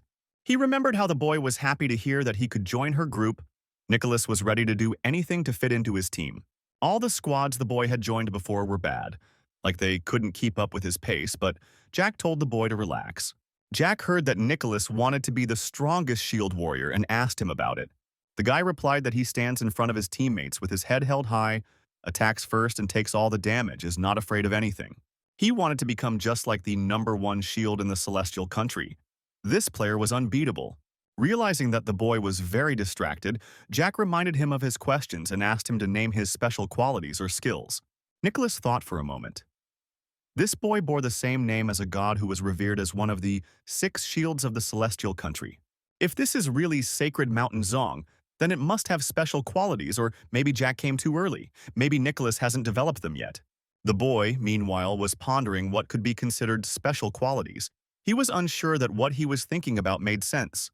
Jack was very interested in what exactly it was about, whether the guy really had some kind of skill, but he replied that it was blessing. Nicholas said that his special quality was a blessing called courage. Jack froze, wondering if the legend he had heard in a past life had turned out to be true. Paradise Valley contained an infinite number of unknown special skills, equipment, and additional attributes. Any player can receive a mysterious reward by going on a quest. If the blessing that little Nicholas speaks of was indeed one of these rewards, then this guy could really be the sacred mountain of Zong that everyone prayed to in their past lives. Nicholas encountered a strange quest on the 3rd level. After completing it, he received an item called Courage. But he doesn't know how to use it. Jack asked if there was anything else with this thing. Maybe some description of this blessing. The guy said he would check now. Suddenly, Nicholas shouted that a large number of people were approaching them ahead, and Jack turned in that direction. These were the same scum that Jack needed. They had found their prey, which the captain had pointed out to them before his death. Jack immediately remembered all the trouble they had caused him. He didn't think he would meet this trio right here. Nicholas, who was standing next to Jack, seemed to pick up on his mood. The little boy really didn't like this situation. To top it all off, the boy heard a very familiar voice from the recent past. It was Justin himself, sarcastically saying that they had finally met again and asking if Jack remembered him. Above his head shone the new rank of temporary deputy captain of the 3rd detachment of the White Jade. The boy said that he promised revenge. Nicholas, who had already prepared his shield, asked Jack what they were going to do because there were too many opponents. Jack replied to Nicholas to calm down and asked if the guy wanted to become even cooler. He answered in the affirmative, but he was also afraid. Jack ordered the boy to cool down. He was preparing in advance for a fierce battle with these people. He wanted to see Nicholas use his blessing in this fight. If everything worked out, it would be worth it, even if they died. Tiana contacted the guys and reported that they were already rushing to help, while members of other clans were retreating from the site in fear. A few seconds later, the girl, along with the rest of the squad, ran up to Jack and Nicholas. They made it just in time. The guy looked around and asked why they had come. Tiana replied that she had received a notification about the White Jade group and thought they had already been killed. Jack replied that he ordered them to stay safe, but Tiana said that he was their captain in this guild battle. Did the guy really want them to ignore the lives of their teammates? It didn't fit the girl's philosophy. Jack was surprised by this answer. In his past life, he always raised his level independently. He didn't have a team. He had already forgotten the warm feelings that these words had given rise to. Jack said that the group needed to prepare. It would be a tough battle. Suddenly, their conversation was interrupted by Justin's voice, who shouted that the girl was still protecting the thief. To Tiana's great surprise, he added that they had no choice but to become enemies. Samantha reacted not so restrainedly. She shouted that Justin was a scumbag and had really become a white jade mongrel. After giving the order to attack, the boys shouted for them to say whatever they wanted. He was only concerned with revenge. Jack realized that the time for small talk was over. It was time to prepare for battle. Everyone had to group up. Thus began a bloody battle between the White Jade and Misty Abyss clans, with Samantha covering Tiana's back. At one point, the girl asked Tiana to cover her back to hold back those in front, and she replied that she would create a flower magic shield. The members of the White Jade taunted the girls and told them to simply surrender or join them. But Samantha interrupted this stream of male chatter and counterattacked the attackers, who realized that they couldn't waste a single second. As they struck, the girl said with a smile that they were stupid for wanting to kill her. Whoever these attackers thought they were, Samantha used Sword of the Great Punishment against them. After such a massacre, the members of the White Jade realized that Samantha was the attacking warrior. Tiana praised her partner for her work and said that she would take on the other side. Magical attacks would not reach them. But Tiana was interrupted by members of the White Jade, who decided to attack her with a joint backstab. With a striking leap of defense, Nicholas defended the girl. He shouted that no one dared to lay a finger on their team. This only angered the opponents even more. But Jack joined this sector of the battle because it was rude to insult the ladies and children. A second later, the boy inflicted heavy damage on all three cunning attackers, who were unable to counter him. Samantha was very happy about this reinforcement. She said that there were too many enemies here and it was impossible for her to contain them alone. The other members of the squad asked anxiously if they were okay, to which the girls replied that, of course, they were still holding on. There were too many opponents and they were all too strong. The members of Jack's squad used up all their recovery potions. Tiana realized that the team needed protection and created a medium-rank magic shield. Nicholas was delighted. Samantha noted that Tiana also possesses high-ranking destructive spells, but cannot use them in this situation. Thanks to the shield, the players were finally able to catch their breath, but if the enemies come, they will need to come up with an escape plan. But, unexpectedly, Tiana's mid-rank magic shield was pierced by Justin's arrow. Fortunately, the arrow did not hit the girl, but it did hit one of the team members. The elf who had lost his staff in the dungeon was now losing consciousness. He needed to be healed immediately. Justin was unhappy with this shot. He was counting on another, but one of his henchmen praised him. Jack's arch-enemy, the captain, could not even imagine that the combined attack would be so strong. Justin replied that he was very familiar with this magical defense Tiana was using. For normal spellcasters, it would take much longer. Justin wanted Jack and Tiana dead. No one was to be left alive. The squad focused on the approaching enemies while the healers healed. The magic shield was destroyed. The defenders' abilities were still in rollback. The attackers sought to take advantage of this favorable moment for themselves. Jack turned to Nicholas. He said that the guy had to protect others, and he needed to deal with killing some people. Nicholas objected, saying there were too many enemies, but Jack said if he wanted to become the strongest defender, he needed to be brave. The guy must help his comrades and finally show them his courage. With these words, Jack left his friends. Samantha and Tiana were shocked by Jack's action. Did he really leave their protection to little Nicholas? The thief was joking, even in danger. Nicholas stared at his hands as if spellbound. A coward like him, who only cries when scared, must show everyone his courage. The enemies used a rain of arrows and other spells, and the boy continued to dig within himself, trying to find courage. The friends had already begun to fight the enemies. Trying to repel their furious onslaught, they shouted to Nicholas to hide behind them. He replayed Jack's words in his head. The boy understood that even if he was scared, he didn't want to. His friends were waiting for his help and were simply begging for it. But the boy, covering himself with a shield, was still lost in his thoughts. Suddenly, Nicholas found how to activate his power. He was fearless and steadfast. Like a mountain cutting through the clouds, courage was revealed. The attackers changed their targets, deciding to ignore the other members of the Misty Abyss and aim for the giant monster that appeared out of nowhere. Even Jack looked back. He had expected this. He had to lead Nikki into a dead end to awaken the blessing. The jackpot had been hit. Kid Nicholas is indeed one of the sacred shields of the Six Heavenly Valley. He is the sacred mountain Zong. Justin couldn't believe his eyes. What the hell was that giant thing coming from? Was it really a player? Was it really one of the members of the Misty Cliff? The captain of the White Jade began to question Justin about this. Justin replied that even if asked, he wouldn't know the answer. The guy had never seen such a participant in Misty Cliff. Along with his enemies, Nicholas's brothers could not believe what they saw. Could it really be the same baby? Baby Nicholas, now a giant, used the destruction field against his enemies who fled in fear in different directions. But the attackers were not as agile and fast as the boys' attack. Nicholas's skill deprived them of health points. This zone, into which the members of the White Jade fell, slowed them down, and the enemy squad's attack was repelled. The attackers thought about retreating, but Justin had a different opinion. Everyone was scared just because this player was bigger than the others. The captain ordered everyone to continue attacking because, most likely, this was an enemy player with unusual abilities. Justin was sure that no matter what size the enemy was, he would still die here and now. White Jade launched a new wave of attacks. The members of Jack's squad had almost no strength to resist. The only hope for salvation was Nicholas. Suddenly, the giant Nicholas raised one of his hands up, releasing electrical discharges into the sky that flew in all directions. The brothers' fighting spirit immediately increased. It turns out the guy used a strengthening buff. The team's magical defense instantly increased by 50%, along with physical defense. Nicholas, using incredible force, tore out a huge chunk of rock and lifted it onto his shoulder. The guy activated the meteor grenade skill and threw a rock in the direction of the enemy clan. The confused enemies froze in surprise. It was a mistake. They should have run away.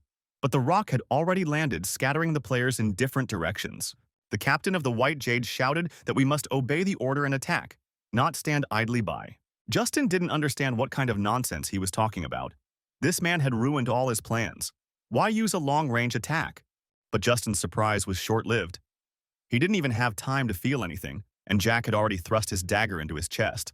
One of Justin's henchmen shouted at him to regroup, but when the boy didn't respond, he turned back to him. If he had done it a second earlier, he could have avoided Jack's attack, but the player was too slow. Finally, Jack told Justin to take care of himself. He hoped these three bastards would have a good time together in hell. The captain didn't understand why the White Jade squad hadn't been reorganized yet and started a roll call, wondering if they were all dead because they weren't responding. Jack, who unexpectedly found himself next to the captain of the enemy squad, replied that he was absolutely right. All his henchmen were dead. The captain muttered through his teeth that the boy must be wishing for death if he tried to attack from the front. The villain from White Jade managed to turn around sharply and attack the thief Jack with a powerful attack. The captain smiled condescendingly and shouted to the stupid thief to go to hell, but Jack asked if he still didn't recognize him. The next moment, Jack took off his mask, and he immediately remembered everything. The ability that Jack had taken from that book was called Evil Spirit Concealment. Finally, Jack said that today, right now, the captain would fully enjoy the horror of this ability. A few minutes later, Tiana called Jack, asking where he was. The guy replied that he would join them. They needed to retreat. Jack reasoned that by protecting baby Nicholas, they had managed to evade the enemy's attack. Tiana had enough time to cast and release the sky spikes, which helped the team retreat to a safe zone. The battle in the central part of the battlefield and that mysterious giant creature became the most discussed topics after the guild battle ended. Although Misty Abyss was still in 5th place in the rankings, their team took 1st place because they scored the most points. After the war ended and the announcement of the First Awakened, the members of Jack's squad gathered to celebrate their small victory. Samantha downed her mug in one go, and Tiana, worried about her, advised her to slow down because the game had a system to combat drunkenness. The elf, who had already been patched up, laughed at Nicholas, saying that he shouldn't drink anymore because he was a child. Tiana interrupted the chatter, thanking everyone for participating in the monthly war. If it weren't for each and every one of them, they wouldn't have won, especially Nicholas. The boy shyly began to say that there was nothing special about it, so no thanks were needed. But Samantha told him not to be shy, because without protection they wouldn't be able to escape to safety. His transformation is something incredible. Nicholas, finally exhausted, said that he should have done something. He was just begging his friends to stop. Samantha said they should also thank Tiana. She was irreplaceable, constantly protecting them and activating that powerful spell at the end. Samantha provocatively approached Tiana almost face to face, and she, without a shadow of shyness, replied that she was simply doing what was necessary. Everyone, except for Nicholas, whose eyes were closed, citing the fact that he was small, looked at this picture with their mouths open. And yet, the one who tried the hardest was Jack. Samantha admitted that this guy was really cool. She said that the thief was simply too strong and knew what he was doing, even in such a difficult situation. And that moment at the end, when he destroyed his opponents after the elf was shot, the boy thought that Jack was avenging him. Diana, listening to the chatter of her friends, reflected on the fact that Jack was indeed a very mysterious person. She didn't know if he was aware of Nicholas's strength, but he definitely had a plan. Thanks to him, this inconspicuous group took a leading position in the battle. This strange thief completely exceeded her expectations. With his abilities, could she raise the bar of her determination even higher? The girls' thoughts were interrupted by Nicholas, who asked if Jack would join them. He needed to share something with him. Tiana replied that the guy wouldn't come. Jack said he had something to take care of and left right after the battle. Nicholas was sure it was because of the first player to change specialization, or the first awakened one that everyone received a notification about. Tiana wasn't sure about it herself, but this announcement had become a fairly popular topic of conversation in Paradise Valley. But she also couldn't say what was really the reason Jack wasn't with them today. Meanwhile, Jack was washing his hands in the waters of a stream that was near one of his recent fights. Behind the boy, a mountain of severed bodies of the monsters of this location could be seen. The thief had done a very good job this time too. But Jack was still very unhappy with the results, which is why he punched the water and cursed. He was very upset with Darkscar. The first awakened one was too fast. He didn't think he would reach level 15 so quickly. This guy was sure he deserved the title of the best player in Paradise Valley. But Jack thought he was just playing dumb all the time. Jack abruptly stood up and picked up his weapon, which was sticking out of the ground next to him. He couldn't just sit idly by. His level shouldn't be too low because the pros from his past life have probably already started leveling up. In this world, levels and abilities decided everything. For this, he needed to assemble the strongest team. Now he only had Nicholas. Jack reassured himself. He shouldn't rush because of the awakened one. Now he needs to train Nicholas, level him up, and look for others. The area he was in is very difficult to access. Are there really those who have come to such a remote place as he? The guy decided that he urgently needed to test his guesses in practice and began to move deeper into the forest. Carefully following the wakened man's footsteps, he praised himself for being attentive enough. Otherwise, he would have definitely lost this person. Watching the dark charm from afar, he thought that the person seemed to have a high level. Judging from the traces, there was only one player here. The place he was making his way through was undoubtedly rural, and he could have forgotten, having woken up here, whether he was really fulfilling some special mission. After passing through the cave where the footprints led, the boy saw a man coming out of another exit, and the man was indeed alone. There was a box next to the stranger. Now it was clear why this guy had come to such a place. He needed it.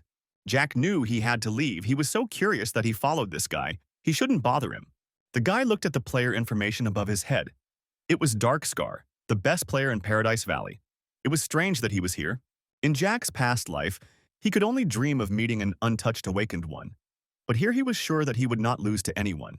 He wondered what the difference would be between them if he fought with all his might, should he ask Darkscar for a duel.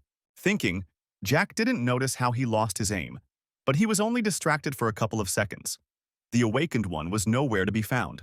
A moment later, a voice sounded next to him. Darkscar asked why the boy was spying on him from the cave. He also asked if the thief was seeking murder, if he was really going to challenge him. Jack replied that he initially followed Darkscar out of curiosity, and then found his ID. The interlocutor scratched the back of his head and smiled, saying that he thought someone wanted to attack him again. Jack decided to introduce himself. He said his name, that he was a 7th level thief, but Scar replied that he didn't need to be named. He didn't care.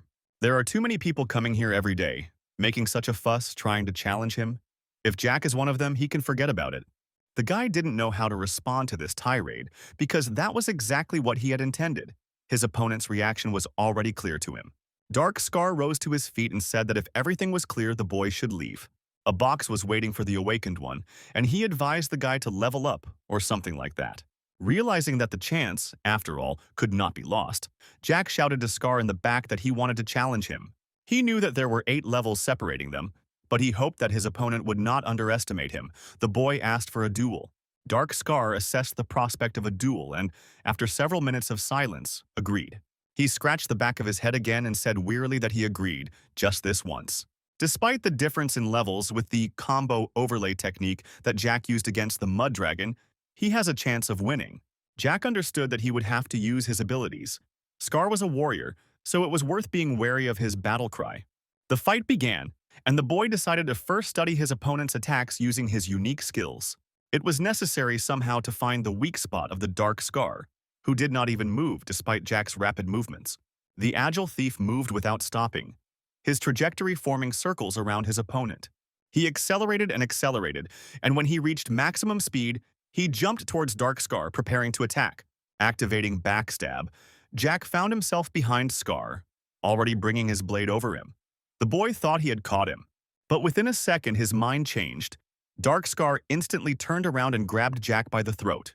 He sealed the boy's attack and interrupted the skill, knocking Jack to the ground. The damage was critical.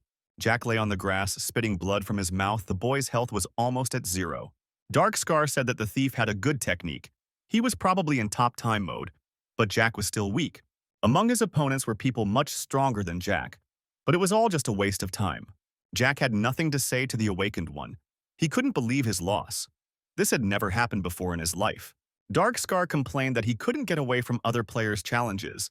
He probably needed to be more secretive. The awakened one saw that the boy was no longer able to attack.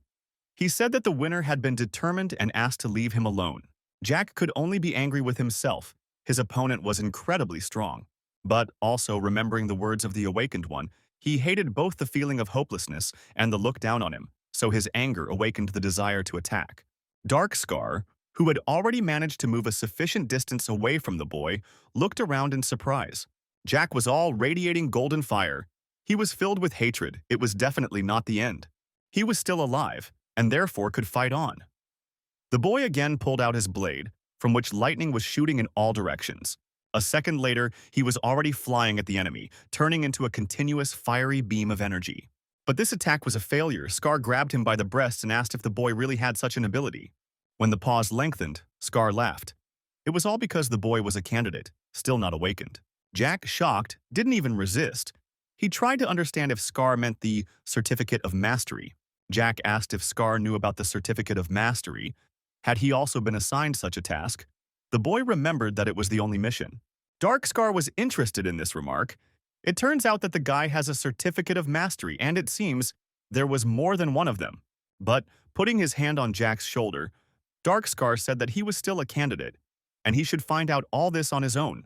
Finally, he mentioned Jack's name and added that he would definitely remember it. The guy tried to start a conversation about the fight, but Dark Scar replied that it was useless. The boy had no chance of winning.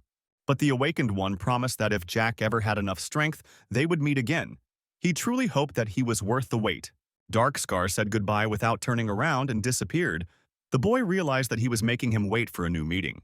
But Jack was sure that they would meet next time, and that time he would definitely win. The first awakened, Dark Scar, was, as expected, a very strong opponent.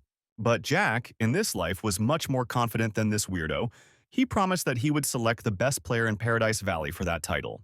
After returning to reality, Jack developed a plan, even in a public shower, in front of others who were very squinting in his direction. Jack had to clearly work out a plan for leveling up and recruiting a team. Right now, that was the priority. He wasn't paying attention to anyone else. In the last game, he started clearing dungeons with Nicholas. He needs time to learn something. And this something is a Certificate of Mastery. Dark Scar proved that the Certificate of Mastery, after all, has some secrets. Pouring a huge mountain of rice into a bowl, the boy decided to find out how his grandfather cried the most about it. He didn't have that much money. There was no point wasting a single minute. It was necessary to speed up your leveling. It was time to start the game. The guy conceived the implementation of the plan of full equipment of a deity. The game download process began. A moment later, Jack found himself in the main city of Casfa, in the central square near the fountain. Not even a second had passed since little Nicholas called him, and Jack looked around a little displeased. He said that he met a team that turned him down. Apparently they didn't know how many points they had earned in the monthly war and didn't believe him. Also, these people didn't know who Jack was. He argued with them for a long time, but they still didn't believe him. The guy just wouldn't shut up. Nicholas asked where they were going. If they were going to level up, if they were going to learn something new, Jack replied that they were waiting for one person. Nicholas asked if this person was Tiana. If the three of them raised the levels, the team would be invincible. But Jack said it wasn't her. Jack, of course, was going to maintain his partnership with Tiana for now. Finally, the right person came. She said that she had reported Jack's absence due to important circumstances. Tiana wanted to thank the guy for this monthly guild battle. She was still filled with joy. The guy replied that no thanks were needed. He had found a partner and got what he wanted. There was an unresolved issue regarding the guild. Tiana was scared. Was the guy really going to leave them? Of course, they had agreed on a temporary entry and easy conditions.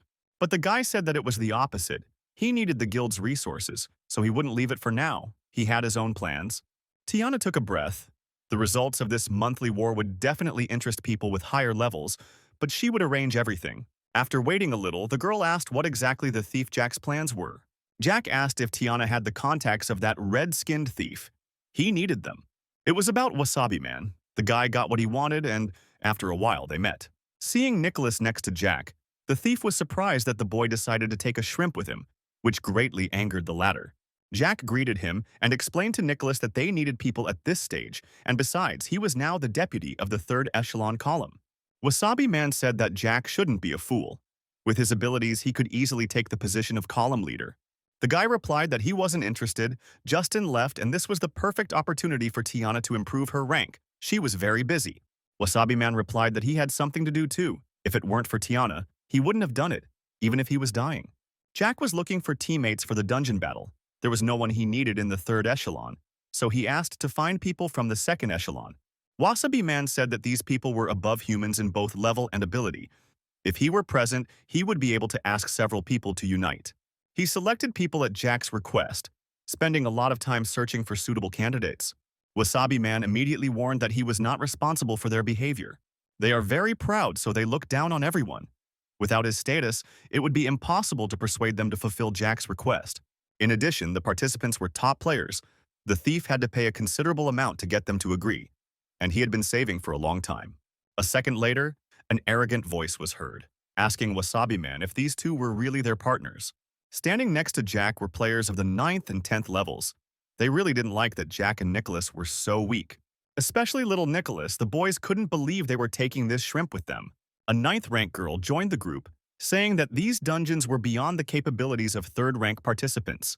Little Nicholas was very impressed by the girl's forms, but Jack saw only a standard face. Jack interrupted the idle chatter and suggested getting to know each other better, saying that this time he would be the team captain. The shocked invited players thought at first that the guy was joking so badly. A level 7 thief is probably completely stupid. The captain must be able to lead in order to defeat the monster. How the team will clear the dungeon. Wasabi Man asked him not to ask anything. If there were any questions, Jack would answer them. Each of the players completed the dungeon at the highest difficulty level with the squad. For the 3rd echelon, the record is the medium difficulty level. They believed that it would be safer to make Jensen captain, since he was at least level 10, and the guy was not at all against such an offer. But Jack cut short the guy's confidence, saying that if he could get them through the crazy level of difficulty, it wouldn't matter who he was. Everyone present looked back at the unknown thief, who was standing with his arms crossed over his chest. No one expected such a turn of events. Wasabi Man asked Jack not to mock. This dungeon was level 10. The guy's proposal was too audacious. Jensen laughed, saying that the guy's audacity comes from the fact that he turns out to be so stupid and doesn't know basic things. The girl, Selena, also joined Jensen. She said that this level is difficult, even for the 1st echelon. The mockery of everyone present was interrupted by another player who joined the group, who asked if everyone was here to clear the dungeon. It was Hamer. Jensen was unhappy and asked what he was doing here. The guy replied that he just brought a friend to clean the dungeon. Selena and Nicholas were impressed by this player, who had a beautiful protective gold suit of a special level of difficulty. Hamer was a player in the 1st echelon of the Sky's Edge Guild. Although his level was not that high, the guy still wore golden equipment. Jack had heard that Sky's Edge and Misty Cliff had good relations, and in general that was the case. Sky's Edge always remained neutral. Hamer is not the strongest warrior of the 1st echelon, but he is enthusiastic and well-connected, and he also has friends in several large guilds. Wasabi Man had heard that even the leader of Sky's Edge maintained good relations with him. Jack understood that great connections were also a manifestation of strength anywhere. Jack went through all these difficulties in his past life alone. Now, looking back, he really didn't understand how he ended up here. Meanwhile, the other members of the group told Hamer what was happening and said that it was all that brazen thief's idea. Hamer decided to ask Jack himself if this was true. The others thought it was a real disgrace for Misty Cliff. Hamer said he didn't know the thief's name, but asked if he had any particular style of play. Jack replied that, in fact, it was not a special style of play and gave his name. Hamer's reaction was unexpected. The boy knew the name from the monthly guild battle. Everyone, amazed, began to ask how Hamer knew this guy, and he asked them why they hadn't heard anything about the captain of squad number 1. Jensen, confused, replied that they didn't participate in the monthly battle, so they didn't really understand what the conversation was about. Meanwhile, Hamer couldn't stop. He told everything he knew about Jack and his adventures. Little Nicholas really liked this. Finally, he had a like-minded person who was enthusiastic about Jack's personality. But just as the boy was about to tell how everything really happened, Jack shut him up and said that it was all just a coincidence. Hammer was simply asking to participate in cleaning this dungeon. Jack wasn't against it at all. It would speed up the process a bit. Nicholas still tried to tell the truth about his idol, despite the fact that the guy tried his best to prevent it. Jensen and Selena, looking at Hammer's reaction, realized that they simply didn't need to worry about anything anymore. Jack was a reliable person. Realizing that all controversial issues were resolved, the guy generated a portal to an insane level of dungeon difficulty. A system notification informed that the 10th level dungeon, violation of the Buddha's precepts, had been activated. If the group members completed at an insane level of difficulty, fulfilling the appropriate conditions during this time, then the main reward for the squad will be the rare item Petrified Ring. A second later, the squad members were at the location. Everyone was worried about the question of whether the Petrified Ring still existed. Jack replied that after completing the dungeon, he would only need this thing. The group could divide the artifacts equally. He understood that no one believed in the existence of the ring and said that they would find out all about it later. For now, they had to remain vigilant. Very close by, around them, spawns of monsters roamed, for example, blind monks, each of whom was level 10. But this wasn't the only type of monster in this dungeon. On the other side were wandering deaf followers, each of whom was also level 10. These blind and deaf mobs looked no different from those at high levels, but their energy and artificial intelligence were completely different. We had to speak more quietly because there were even more of them there. One of the strongest was an elite silent old man. Nicholas was scared by all these monsters, which looked terrifying, but Jack told him not to worry and gave him a disposable claw hook. Each of the participants received the same hook, and everyone was curious about what it was for. Nicholas was delighted. He was not afraid of anything and wanted to take care of what others were afraid of. But Selena told the boy to watch next to her. Jensen was curious what would happen next. The monsters' characteristics were enhanced to an insane level so much that they couldn't resist them. Jack replied that of course they didn't have to do that. This time they would use the group play style. Selena asked if the whole group really trusted Jack. Jensen replied that if Hammer trusted him, then they should do the same. The girl asked the other players in the guild about Jack, and it seemed that the monthly battle was quite revealing. There were rumors that he wasn't that bad. Most of all, she was curious about why the boy had sent them to such a strange place, even giving them hooks to get there. The group members were lost in guesses about Jack's plans for this dungeon, and they were divided into separate squads. Hamer said that they were a blocking squad. The guy was delighted. He was curious about what Jack was up to, while Nicholas looked at his golden shield. Nicholas reasoned that the golden shells were worthless, but against the background of Hammer, he looked weak in the eyes of Captain Jack. The boy planned to become Captain Jack's protector. Nicholas couldn't let the thief think he was worthless. He was very angry at Hammer's condescending attitude. The guy didn't consider himself a kid at all and wasn't going to let others call him that. He attacked Hammer, shouting to never call him that. He was a warrior. Wasabi Man really liked the cute kid. In general, all the team members selected by Jack were quite interesting. The third-tier thief couldn't wait to see the ambitious guy's tactics. Jack informed the players that they should expect his return at the location, whose coordinates he had already sent them. They must not go anywhere without his orders, and Jack himself will go to lure the monsters. Amazed, Hamer asked if the boy was going to do it alone. Maybe he needed the help of the warriors. Jack refused. Then Hammer asked how they could use the grappling hook and help him from their points. What kind of strategy was that? Jensen was also unhappy that they were drawn into strange groups. They had to follow some profane person. But the guy didn't want to reveal his plans ahead of time. He insisted that the group simply wait for his return. Wasabi Man reasoned that they could be destroyed in an instant if they had to fight a large number of monsters. And besides, it was still a temporary group. Jack ordered everyone to get ready and take their seats immediately. Wasabi Man couldn't believe his eyes. The boy raced ahead of the crowd of monks and deaf students who were too numerous. Hammer was delighted with the number of enemies. Nicholas had already shouted that he had better not be disturbed. Selena said to prepare holding spells, or any other control spells just in case. Jack ordered Squad C to place their shields in the spot he had marked and block the exit, which the boys did immediately. Jack ordered Squad B and Wasabi Man to immediately prepare his crossbow, which he replied was already ready. The participants were amazed at how this guy lured so many monsters and how he returned unharmed. Jack ordered Squad D to create a restraining spell and a control spell at 3-second intervals at the destination point. The mages began to cast spells to fulfill their commander's task, sending the energy of the spells towards the mobs. The first was the Magic Slowing Circle spell. When it was created, all mobs could not move freely in the clearing. The participants of all the squads looked down at the clearing, which was dotted with high-level monsters. The circle almost completely formed. Jensen announced that he had finished his spell, and now it was his friend, the elf's turn. And he didn't mind. Jack was happy. He had calculated everything well. Now was the perfect moment to carry out what he had planned. Squad B must enter the magic circle and shoot the mobs in front so that they do not lose their hostility. Wasabi Man was afraid that by doing so, he would bring all their anger and hatred upon himself. But Jack ordered him to simply do as he said. He promised to take care of the rest, and Wasabi Man, without hesitation, launched a frontal attack. When the mob's hostility was already focused on the third-tier thief, Jack ordered him to lure the mobs back into the slowing circle. Wasabi Man completely agreed with this, while Jack attacked each of the mobs from behind and dealt a devastating blow. Taking advantage of the terrain to collect monsters with a strategy of attack, defense, and slowing spell, Jack's group lured a huge number of monsters and kept them in one pile, preventing their attacks. Jack's movements were incredibly flexible. He found the perfect place to trap the monsters, and he managed to dodge their attacks. Hamer was surprised that during such an intense fight, the boy could still give orders to other members of the group. The guy didn't understand at all how this low-ranking thief managed to do such things. Even first-tier thieves weren't that skilled. Hamer was sure that it was completely impossible to take into account so many aspects at once. The guy decided to urgently write it down.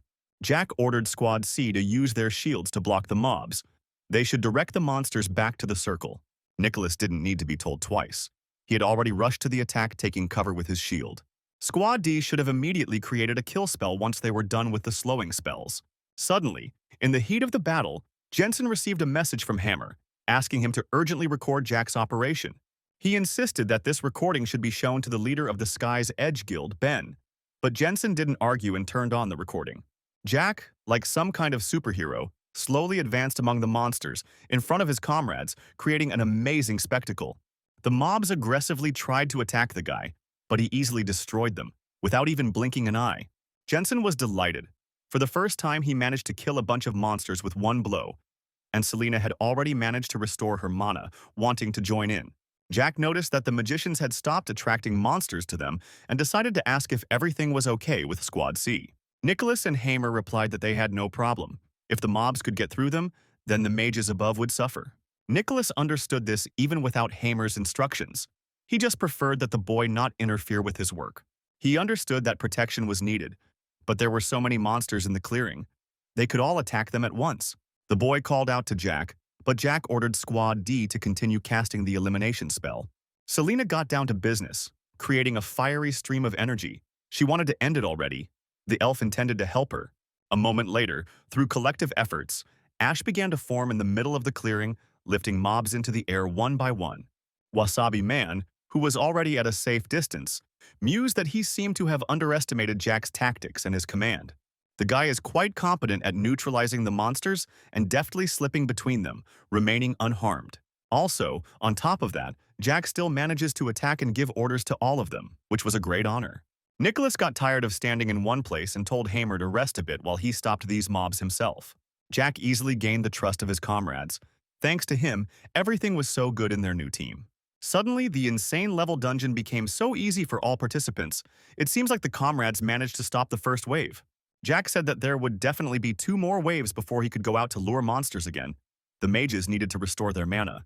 The team should prepare themselves because this time they will use the same tactics as before.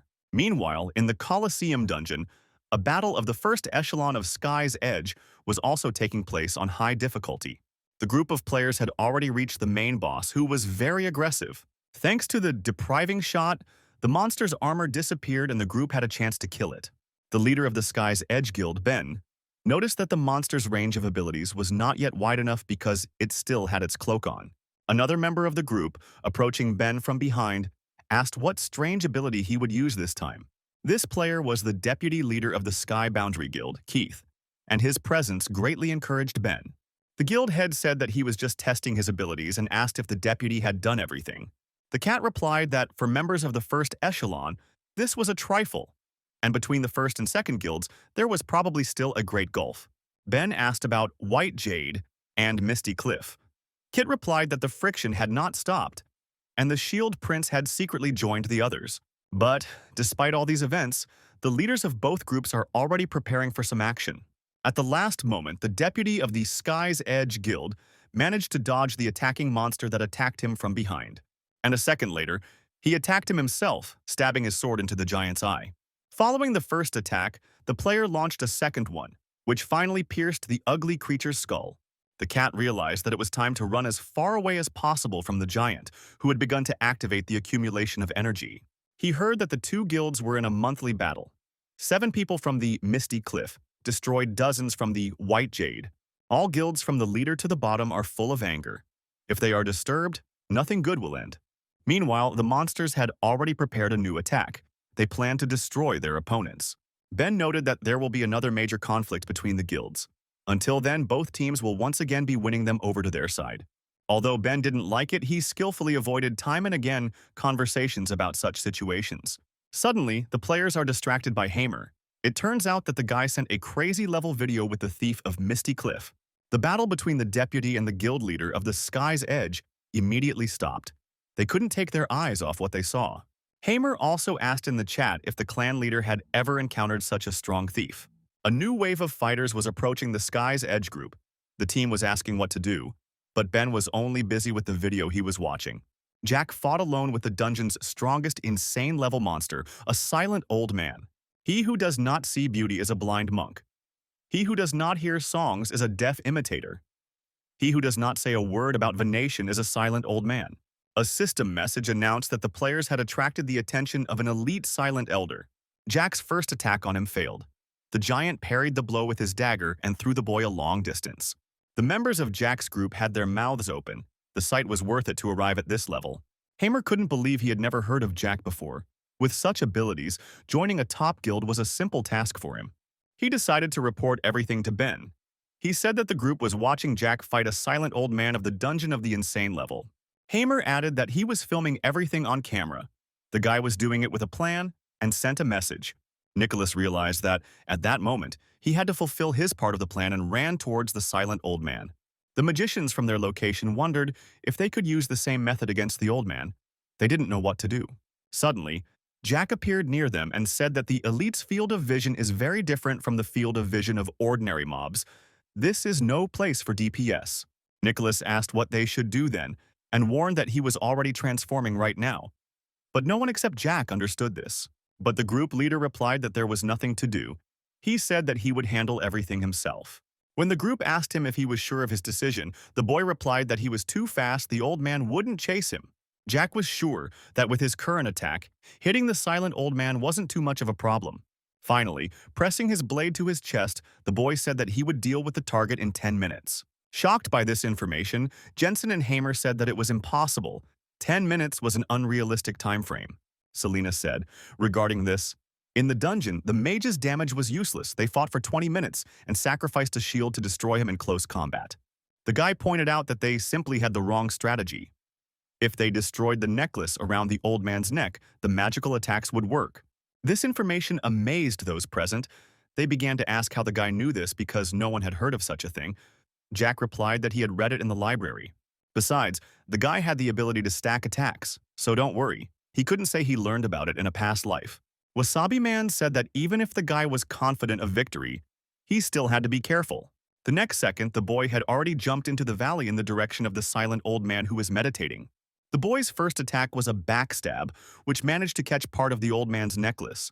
Memories of all the actions that happened to Jack in his past life seemed to be becoming clearer at this moment. With another swift blow to the back, the boy destroyed another of the silent old man's beads. And when the third bead was destroyed, the old man even opened his mouth as wide as possible. Jack's body unconsciously imitated movements that had been repeated dozens of times in his past life. The boy felt as if he could defeat the silent old man, even with his eyes closed. Jack delivered blow after blow. The squad members watched as the boy attacked the monster from the blind spot with very precise movements. Hamer noted that this was the most cunning thief he had ever met. Jack was like a ghost.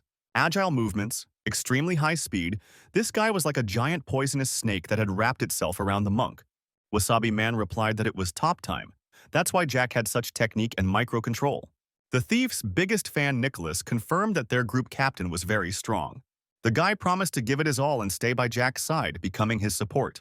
Jack struck again, destroying the last of the Elder's beads and ordered Squad D to use a destruction spell. This should be the final blow. The comrades decided not to waste time and began to generate the spell the boy had requested. Each magician generated his own. A fiery circle, territory penetration, snake bonds, while Jack cornered the old man with his attacks and movements. The guy realized that they had used a lot of force at the same time, and in order to defeat the enemy, it was necessary to deliver a decisive blow. Jack used evil spirit stealth against the silent old man, shouting for him to take his final blow. After that, by stacking attacks, he activated Shadow Blink, a finishing technique that dealt triple damage. A second later, the guy received a system notification that reported the killing of the elite monster Silent Elder. The shocked Hamer, who had been filming everything all this time, suddenly saw a very strong opponent approaching. With their fierce fight, his group diverted the attention of the level 10 apostate Buddha, the dungeon boss who was already here. Ben was very surprised that the silent old man's necklace could be broken, so that magical attacks would work on him. The head of the Sky's Edge clan thought that this thief seemed to know too much. He asked Keith if he could give orders and fight at the same time if he were in the thief's shoes. He replied that the first squad of their guild was only able to clear the special level of Buddha's apostate, and it took a whole hour. They had to rely on several groups to hold him down for the nearby fighters and grind him to death. The deputy found it difficult to imagine the effort they would have to put in to defeat a boss of the insane level. Not to mention the information regarding the necklace, even if everyone was aware, defeating the silent old man alone was unrealistic. After all of the above, Keith was inclined to think that he wouldn't be able to do the same. Ben also admitted that it would be difficult. The clan leader said that if one of the reasons for the victory was this guy's abilities, then the main reason was top time.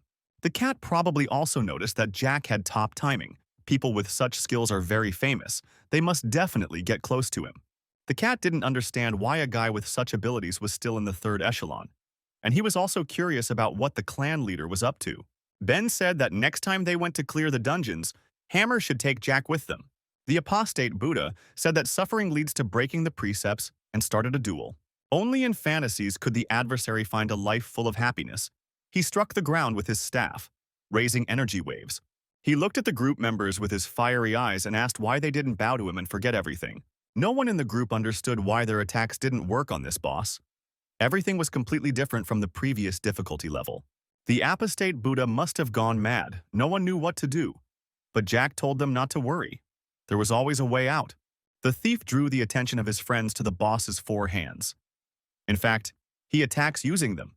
If you cut off his hands, he will no longer be able to attack.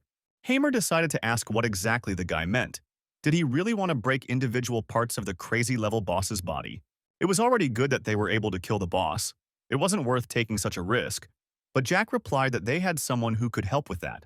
But that would be a little later. Right now, it was Jack's turn to enter the game. Everything had to be done quickly. The boy quickly ran to the boss, shouting at the end that he would really need the strength of baby Nicholas. The magicians should continue the attack. Nicholas had no time to hesitate this time. His brother Jack was counting on him, so he shouldn't let him down. Jack ordered Wasabi Man to hold the boss in place, who shouted that the guy should not forget about increasing the Buddha's power. They were dealing with an apostate Buddha of insane level. No one had ever seen him in such a state. Meanwhile, the insane-level apostate Buddha began generating streams of energy in each of his 4 hands. Hamer, who continued shooting, still couldn't shut his mouth. The boss could use 4 abilities at once. It was terrifying. The apostate Buddha said that it was pointless to go against him alone, looking at the boy who was rushing towards him. He fired all 4 energy beams of different skills at Jack as the boy jumped to perform a backstab. But Jack was no fool at all. He used evil spirit's stealth to attack. The apostate Buddha activated the spell on his hand in order to interrupt the boy's skill. The crazy level boss considered the guy's act naive, but he still dared to stab in the back again. But the apostate Buddha was very clever and managed to turn around and grab Jack before the boy could strike. The guy actually needed this. The distance was optimal for him to start acting. While still in the boss's hands, the boy activated Deadly Whirlwind, which severed 3 of the apostate Buddha's arms. Immediately after that, Jack ordered little Nicholas to attack the boss from above and show him his strength. The other members of the group were shocked by this decision. Was the guy really sending the child to certain death, while Nicholas would come to an end? Wasabi Man was also worried. He didn't know if little Nicholas could be hiding secrets that Jack was keeping quiet about. The boy, despite the cries of warning from his comrades, rushed to help Jack, and Buddha was dissatisfied. And soon Nicholas's fist did indeed collide with the fist of the renegade Buddha in a powerful blow. Before the eyes of his amazed brothers, little Nicholas began to turn into a giant. It turns out he had frightening power. The 2 giants engaged in a fierce fight. Despite everything around, Jack barely managed to escape harm. Jack insisted that Nicholas pay attention to the place he had marked. The thief had already run towards the final battle, shouting for Nicholas to lead the enemy there. The boy agreed. Selena was amazed by what she saw. The boy was able to push away the crazy apostate Buddha with physical strength alone. Nicholas, meanwhile, used the lion's heart shield against the enemy, creating reinforced shoulder shields. As soon as they became active, Nicholas, with great zeal, began to squeeze the apostate Buddha out of the clearing in the direction of the given coordinates. The boy's swift attack sent up such a column of dust and light that the team couldn't make out anything at all. Finally, Wasabi Man understood what the kid's secret was. Now it's clear why Jack took him with him. The boy is just a monster. From the pressure of Nicholas, the apostate Buddha began to feel dizzy, which only intensified. Apparently, the guy was creating very unpleasant consequences for his opponent with his attacks, so he decided to destroy the shoulder shields. But it wasn't that easy to do. The guy skillfully fended off the boss's attacks, who reinforced each of his blows with spells. Nicholas activated the solid, fearless shield of the Lionheart and struck the apostate Buddha with it. The entire clearing was filled with smoke and a glow of energy. When the smoke cleared a little, the group members saw that the apostate was still standing, but Nicholas was still nowhere to be seen. Suddenly, a boy's giant hand appeared from the smoke, reaching for his opponent's head. Nicholas became even bigger. He hit Buddha, and he rose into the air, losing his balance. The guy shouted for Jack to start. The crazy-level boss, the apostate Buddha, was flying in the air above the ground with his eyes closed. Hamer shouted that they would not allow the enemy to fall into the abyss without defeating him, because he would be reborn again and the mission would be failed. But everything was happening exactly as Jack had planned, the apostate flying straight into his arms. The guy activated Backstab and began mercilessly finishing off Buddha before he disappeared below. Jack said that the apostate would go straight to hell and wished him good fun in the abyss. While the insane-level boss fell into the abyss, the boy continued to relentlessly deliver blow after blow to him. Realizing that it was time to get out, Jack activated a disposable hook. He wouldn't even need to get rid of his body. Suddenly, Jack heard laughter behind him. It was the laughter of Buddha, who said that he and the boy were the same. They both had a crippled soul. Despite the fact that physically the boss was now alone falling into the abyss, in fact, mentally they were both doing it, the guy was touched by these words. Now everyone recognized them on the streets of any city, because it was incredible news. Even the participants themselves were amazed by such a battle. In fact, this strategy belonged to a pro from Jack's past life. The difference was that Nicholas did all the work of several people. Wasabi Man noticed that Jack and Nicholas's levels had increased, but for a generous reward, so be it, he would forgive them. The system awarded experience to participants based on their contribution to completing the mission, so they and the baby received the most points. Selena received 12 points of magical damage, plus an additional ability, the Staff of the Grieving Buddha. Nicholas was very jealous of the girl, because he himself could not find any suitable reward for himself among those offered. Jack reassured the guy and said that he would help him level up later, and they would definitely get equipment for him too. This news greatly activated Nicholas, who began to shower him with offers and dreams in return. He was unstoppable. Suddenly, the conversation between the two friends had to be interrupted because someone called out to Jack. It turns out that this person was Hamer, who said that their leader, Ben, wanted to meet the guy and asked if he would accept the invitation. The Sky's Edge headquarters was crowded, everyone discussing their achievements and new equipment. Hamer, who was leading Jack through the palace corridors, asked what he thought. Their guild had the busiest headquarters in the game. Jack never thought he would ever find himself at the headquarters of the Sky's Edge Guild, even after he had already crossed the threshold of the misty cliff. The guy considered himself nothing more than a third-tier thief. None of these players would pay attention to him. But Hamer had a different opinion. Hamer thanked Jack and offered his help, and Jack replied that he was not against it at all. It bribed the guy. The leader of Heaven's Edge, Ben, is one of the few who shook up Paradise Valley in a past life, the first brutal archer. Suddenly, the boy smelled some kind of potion, and in front of him stood a girl who was selling potions that increased mana and health. Jack asked if the guild had started training alchemists. Hamer didn't know who was doing that at all. The mages only sold potions. In Jack's past life, alchemists were only useful 6 months after the game started. It was their specialization. Suddenly, the boy remembered that there were a couple of alchemists here who created beautiful potions that became popular. The boy had the idea to train his own alchemists. As far as he remembered, there was one who ran a shop in Paradise Valley. If Jack was not mistaken, his nickname was Celestial Alchemist Vancraft. Now he was probably still a novice magician. If Jack trains an alchemist, he will become his personal magician. We need to start right after he figures this out. The boy's thoughts were interrupted by the deputy captain of the Sky's Edge, Kit, who asked the boy how the guild was and noted that he was in a good mood. Hamer was very happy about this meeting. He introduced Keith to Jack, who politely greeted him. The cat said that from this moment on, he would take Jack to Ben and thanked the boy for his work, saying that he could take a break. Finally, Hamer invited Jack for a drink when he was free, and Kit escorted the boy to Ben's house, welcoming him to the Sky's Edge Guild. When Jack finally appeared before the guildmaster, he immediately thanked him for the invitation and asked what he wanted to talk about. Ben replied that the guy single-handedly led the fight in the dungeon at an insane level, and that, in his opinion, was unbeatable. The guild leader didn't want to drag it out and immediately offered to become Jack's friend. They could fight in the dungeons together. He asked if the guy knew about the new level 15 dungeon Catastrophic Graveyard. The dungeon's record was at a high level. Jack remembered that the dungeon took 2 hours to complete. Keith said that the record was set by the first guild, and since then, no one has broken it. Ben asked if Jack could clear him. The crazy mode of Catastrophic Graveyard is much more difficult than Apostate Buddha. Keith understood that Ben wanted to take the chance to test the thief's abilities, whether he thought he had not fully realized his potential. Jack asked if Ben wanted to be the first to complete the dungeon on the crazy level, and he replied that the guy understood everything correctly. Jack looked slyly at the guild leader and said that it was no problem for him at all, but the dungeon would not be cheap. Ben really liked such a self-confident answer. The thief was indeed very straightforward in his statements.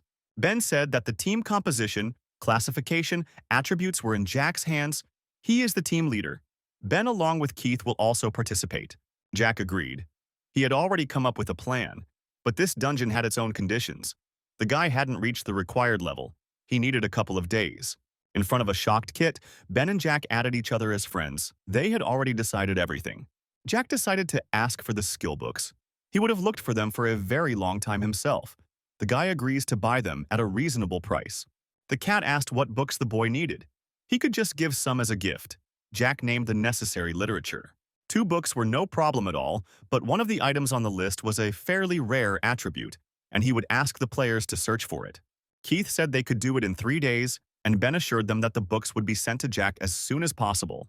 The guy thanked him. He asked why Ben and Keith hadn't become awakened yet, if both were at level 15. Ben replied that, even if it is easy for them, the specialized test also assesses the level of development of the awakened one.